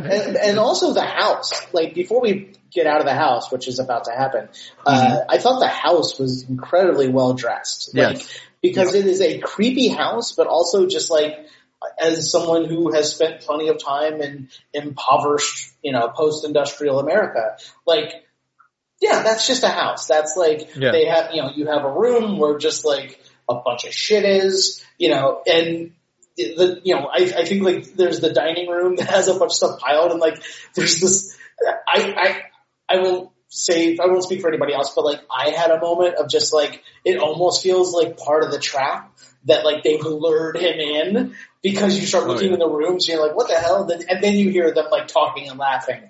But I thought the house was really well executed. Yeah, I agree. Yeah, no, I would agree with that as well. And it does, again, it builds up suspense well. And again, you do kind of feel like, are they still watching? Are they just luring him in? Is this part of the kind of trap that they've made? But it turns out, no, it's like they didn't realize he'd managed to sneak in. But after that, after we do get out of the house, and Jeff does manage to set Amy free, he like marches everybody out, takes them all to the barn, and then he manages to get, I don't know, like, it seems like overkill that they put Amy in a locked cellar, and in a locked freezer within a locked cellar. It's just like, well, I mean, that just seems slightly excessive, but sure, anyway, they do that. And then, basically, this might be my favorite, no, it might, it's very close, but one of my favorite moments in the movie happens here, where, basically, they're all being marched into the cellar, and Red turns around and he starts as if he's going to do like a kind of Hannibal style monologue, and Kurt Russell is just like, fuck you, and puts him in the face, and I was legit out laughing at that. Yeah. Yes. No, No one takes a boot to the face like JT Walsh. yeah. It's so good. He gets like 9 words into this monologue that he's obviously prepared. And You better he's just remember like, this no, because I'm not having this. Fuck off. Yeah. Oh, and we should say too that Billy, during the whole, once the gun goes off, Billy escapes. Yes. Yes. Yeah, that's right. He just takes off running. Yes. Like a bat out of hell. Yes. Yeah. Kurt Russell, Jeff, he slams the door, locks it, even throws, it's like a heavy, tool cabinet or tool shelving thing on there. And then they start looking for keys to any car, which is nice because it fits more too because in movies so many times it's like, oh, they just open up the visor and then the keys fall out, and that's not the case. There are no keys for any of these cars to be found.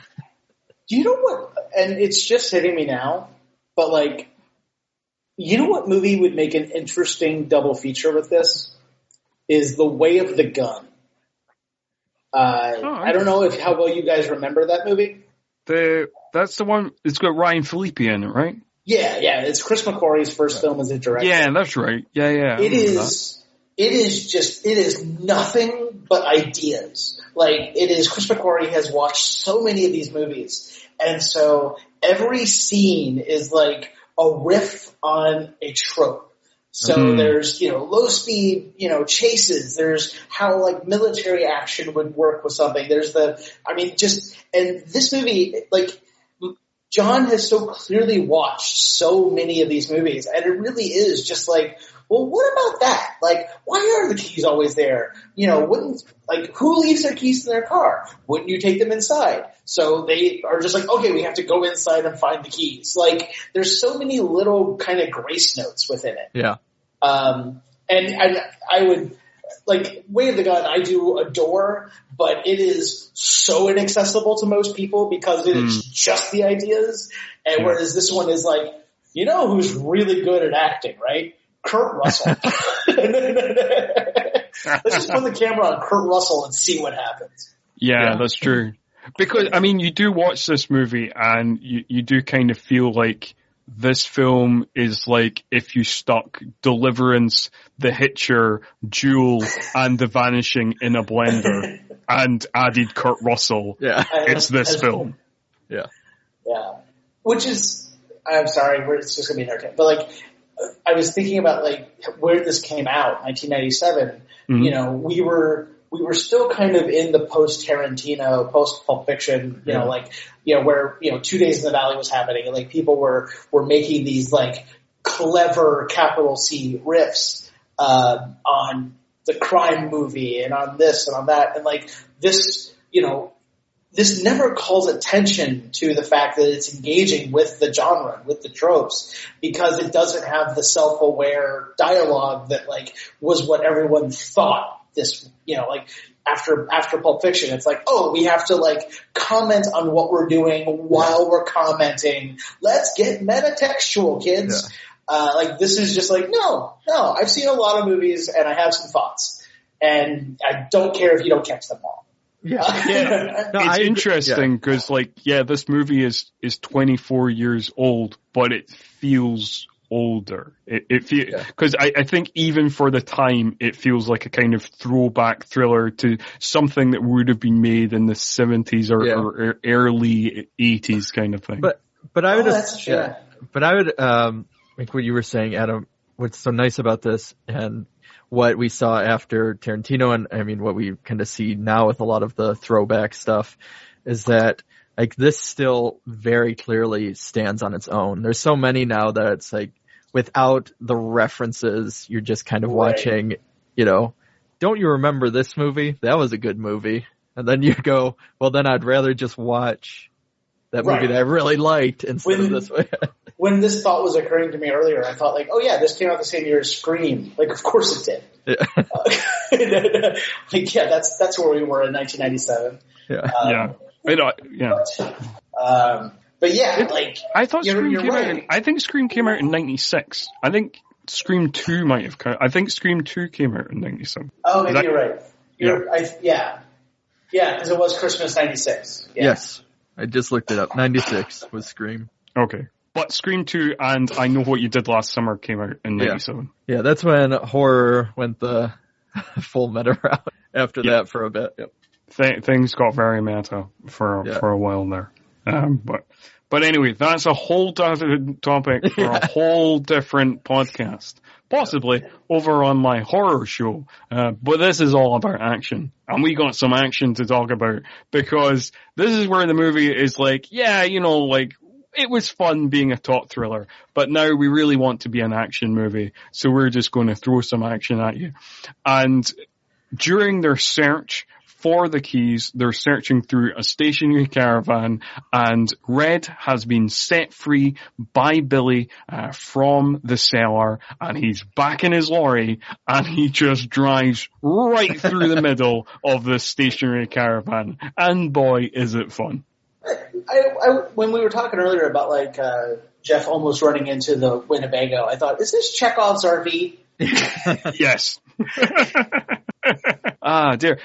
This is kind of weird because, again, there was another episode where Chekhov came up a lot, in executive decision, because I can't remember. There was Chekhov's flying lesson and Chekhov's straw in that movie. Yeah. So it's weird. It's weird that Chekhov has come up so much this season. I mean, when you create such a strong dramatic principle, that is true. You're going to recur. Yeah. That's a fair point. So yes, Chekhov's Winnebago. Yeah. But the semi-truck bashes through, but they have found the keys, and it's time to skedaddle. And he even tries to call. Again, he has the worst luck with calling people because he finally gets somebody on the line. He's like, just trace this call. I don't know where I'm at. And then the truck smashes through and you're like, oh, the phone's destroyed now. They can't even do it. The mind boggles to think what happens when Jeff Taylor orders a pizza. Yeah. Yeah, absolutely. But miraculously, they so happen to get into the right side of the Winnebago and survive, and then they've now got the keys, and they run to the car that they've got the keys for, and then we are off on a car chase, and it's a fun car chase. What's nice too is the car chase, because this truck that they get into is kind of rusted and old, and so it doesn't fit the, where they're all in fancy fast cars or whatever. It's like they're in this kind of thing that can't even get that fast, so it's not like they can really outrun anybody. And that's true. I do like the kind of they're again. This gang are so well organized in what they do. Everything they do is almost as if we're watching a movie. Everything they do is so well choreographed to the point of this in the car chase where they create a kind of pincer movement where Billy's car is on one side of the pickup that Amy and Jeff are in. Al, who is driving while shot in the shoulder, is on the other side, and they're kind of compressing them together. And then suddenly Red is at their tail, and it's all very well choreographed. That is until it all goes pear-shaped, and Billy's car flips over, and in classic action movie style, explodes immediately. Yeah. Not before he gets out a couple of shotgun blasts. That is true. That is true. Yeah. Bye, Billy.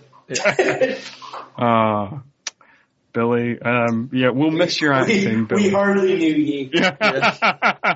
Apart from that one character that you created for reasons that only you know, and we really want to dig into further. But now, anyway, you're dead.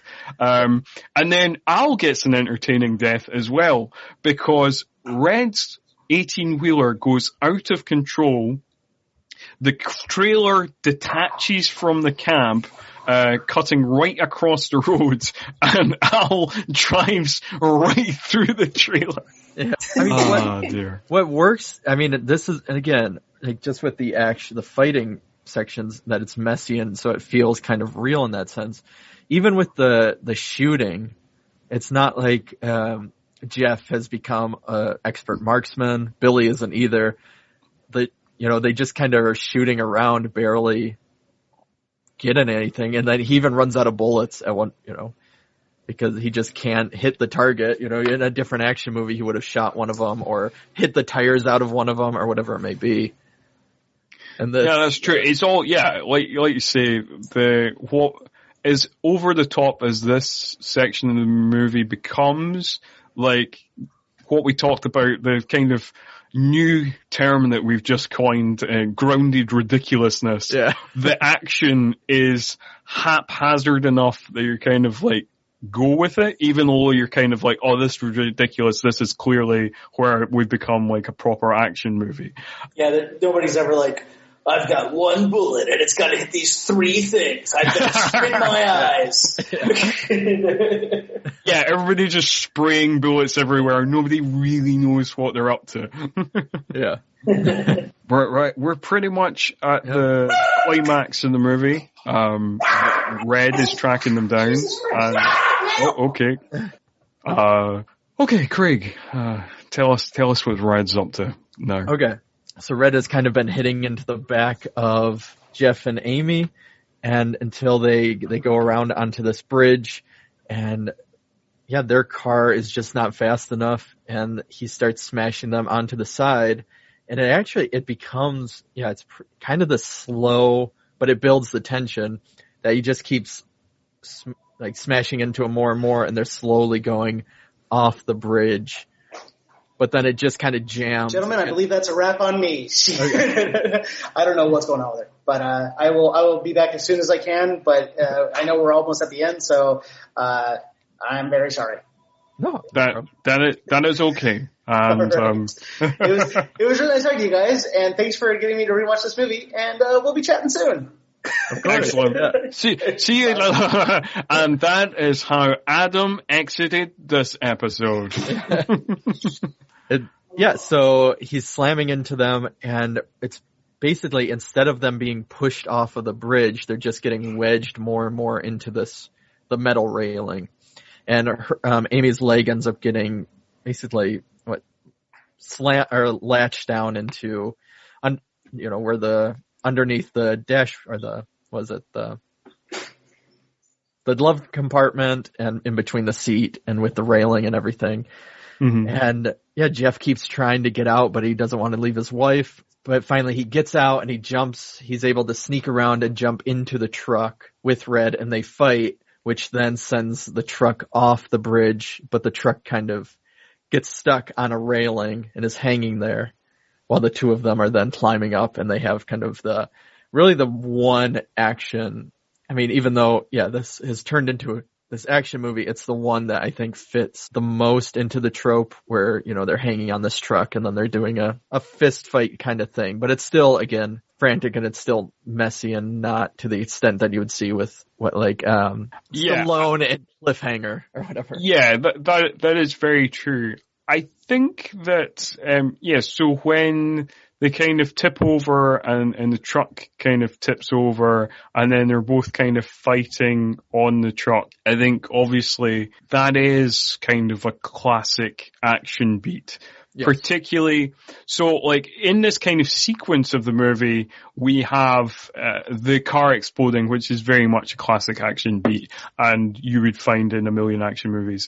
And I find that this is another point where you're like, oh, this is very much an action movie now, when he, and don't get me wrong, I still got a lot of enjoyment from this scene, but like when, Red is like, throwing the chain about and then Jeff grabs the chain and the camera gives a close up of Red where he's like, oh no, I'm fucked.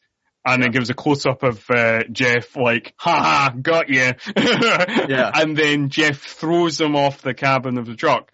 That is very much like a kind of stereotypical action beat. But I still enjoyed the heck out of it. Because the film does such a good job of making Red such a piece of shit. Just like it makes a really good job of Earl being such a piece of shit that you're just desperate to see them die. Yeah. Well, and this is kind of the one moment too where you've seen Jeff, even when he takes things into his own hand, he's pretty, he's not really in control as we've talked about. So this is kind of our one moment where we've watched him, this whole movie, and then finally he's in complete control, and where it's like the fist pump element of like, yes, finally, he's got it. Like, he's finally, ahead of these guys in a sense. Yeah. This is his one proper action movie swagger moment. Yeah. And like, Adam mentioned, Breakdown 2. Like what Breakdown 2 would look like, whether it be much more nihilistic or whatever. But the thing I really like, and I know I saw some reviews that didn't like it so much, like the Roger Ebert review didn't seem to quite like the ending after it being such a kind of top thriller. But I do quite enjoy the ending. The fact that, so it's set up in this kind of horror movie way where Jeff and Amy are looking over the bridge at Red's dead body in the valley, and in the river, his head on a rock, and then he kind of twitches, and this is almost like setting up for like Breakdown 2, Red's Revenge, but no, Amy lets the truck loose, and the truck cabin drops onto Red. And it's such a satisfying moment, and even though it's ridiculous and over the top and arguably doesn't fit the tenor of the movie, I still enjoyed the heck out of it. No, I agree.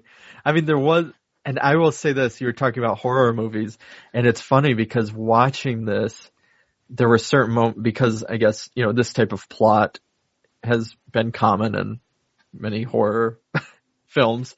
Sure. But there was, like, watching the ending of, like, in a horror movie, what would happen now is another person would come by and be like, oh, do you need some help? Or, or something that would be like, uh-oh, it's gonna set it up again. Yeah, the nightmare continues kind of thing. Yeah. For sure. And yeah, there is beats in this movie that, as much as it's an action movie, there is beats in this movie that kind of make it feel like a horror as well. It's a bit like, when we're back in the barn, when Kurt Russell finds all those boxes with all the cameras and stuff, like it really reminded me of the scene in Wrong Turn with the kind of car graveyard and stuff like that. So there is, and obviously there's lots of, redneck horror movies. So it made me think a lot of that kind of film. Yeah. No, I agree completely. This we pretty much get them after that.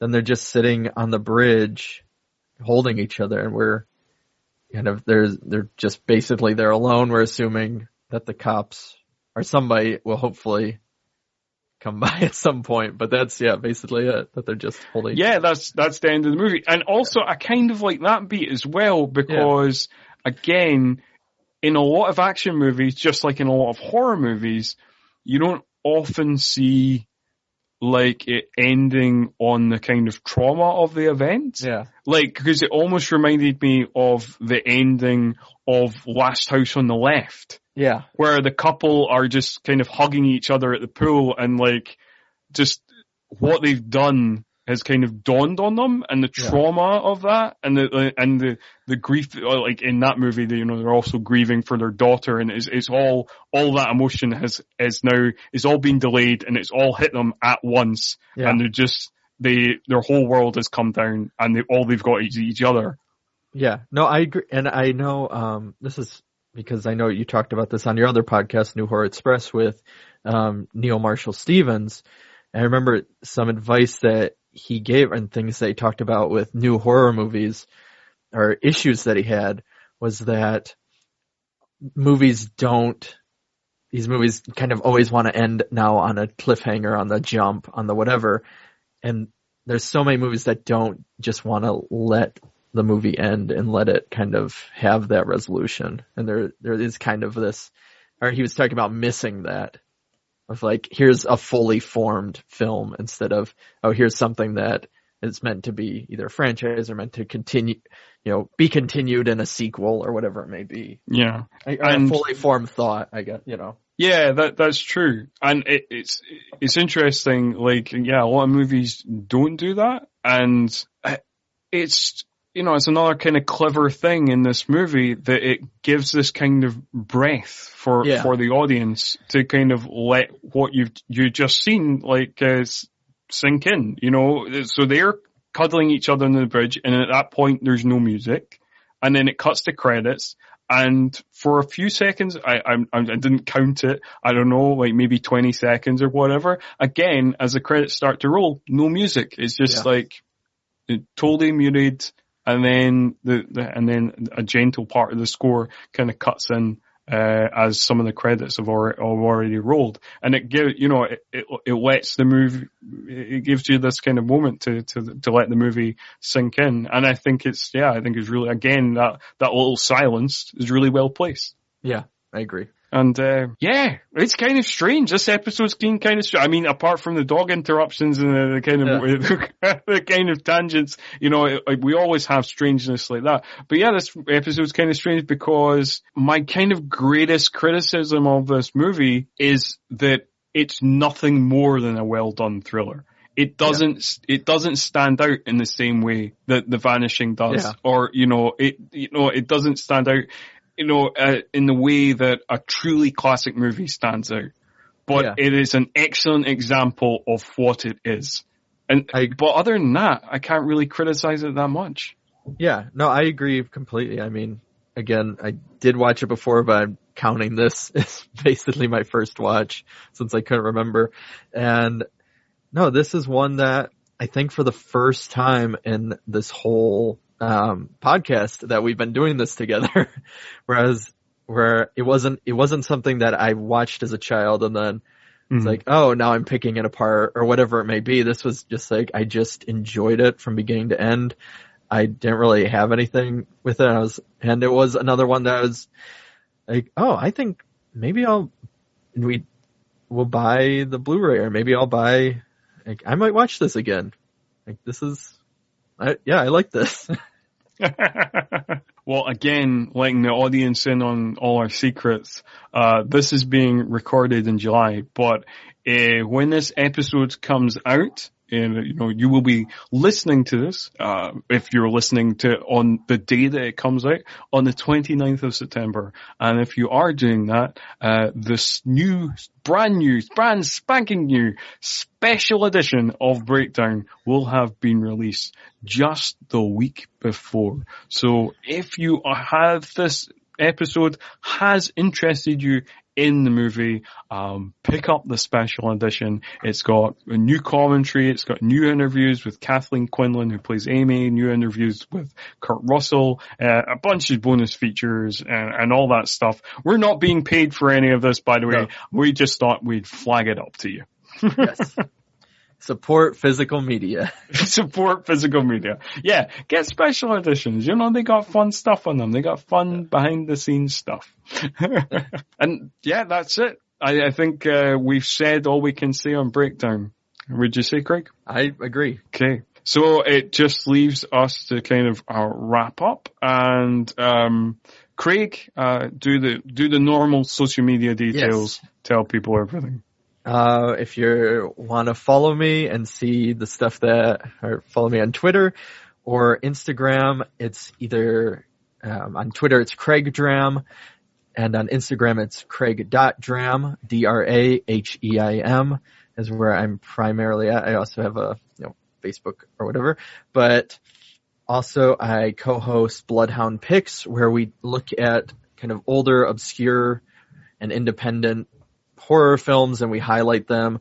Or sometimes we also will do segments called Industry, where we'll talk to members of the horror community, from bloggers to filmmakers to scholars to whoever it may be, and talk about what it's like working and being a part of the horror industry in kind of this modern era.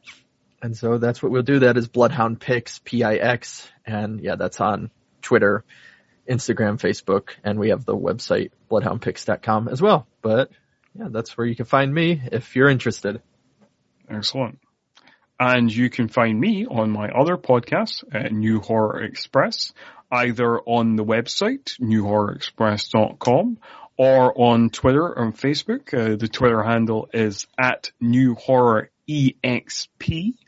Or if you want to contact this show, you can always do that on our Twitter @90s_all.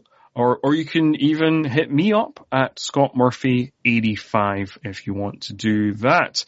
Tell us your thoughts on this movie. Tell us your thoughts on any of the movies we have covered in this season. We would love your feedback.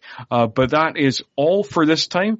Please do join us next time in our season finale, when we will be covering Soldier. But until then, see ya.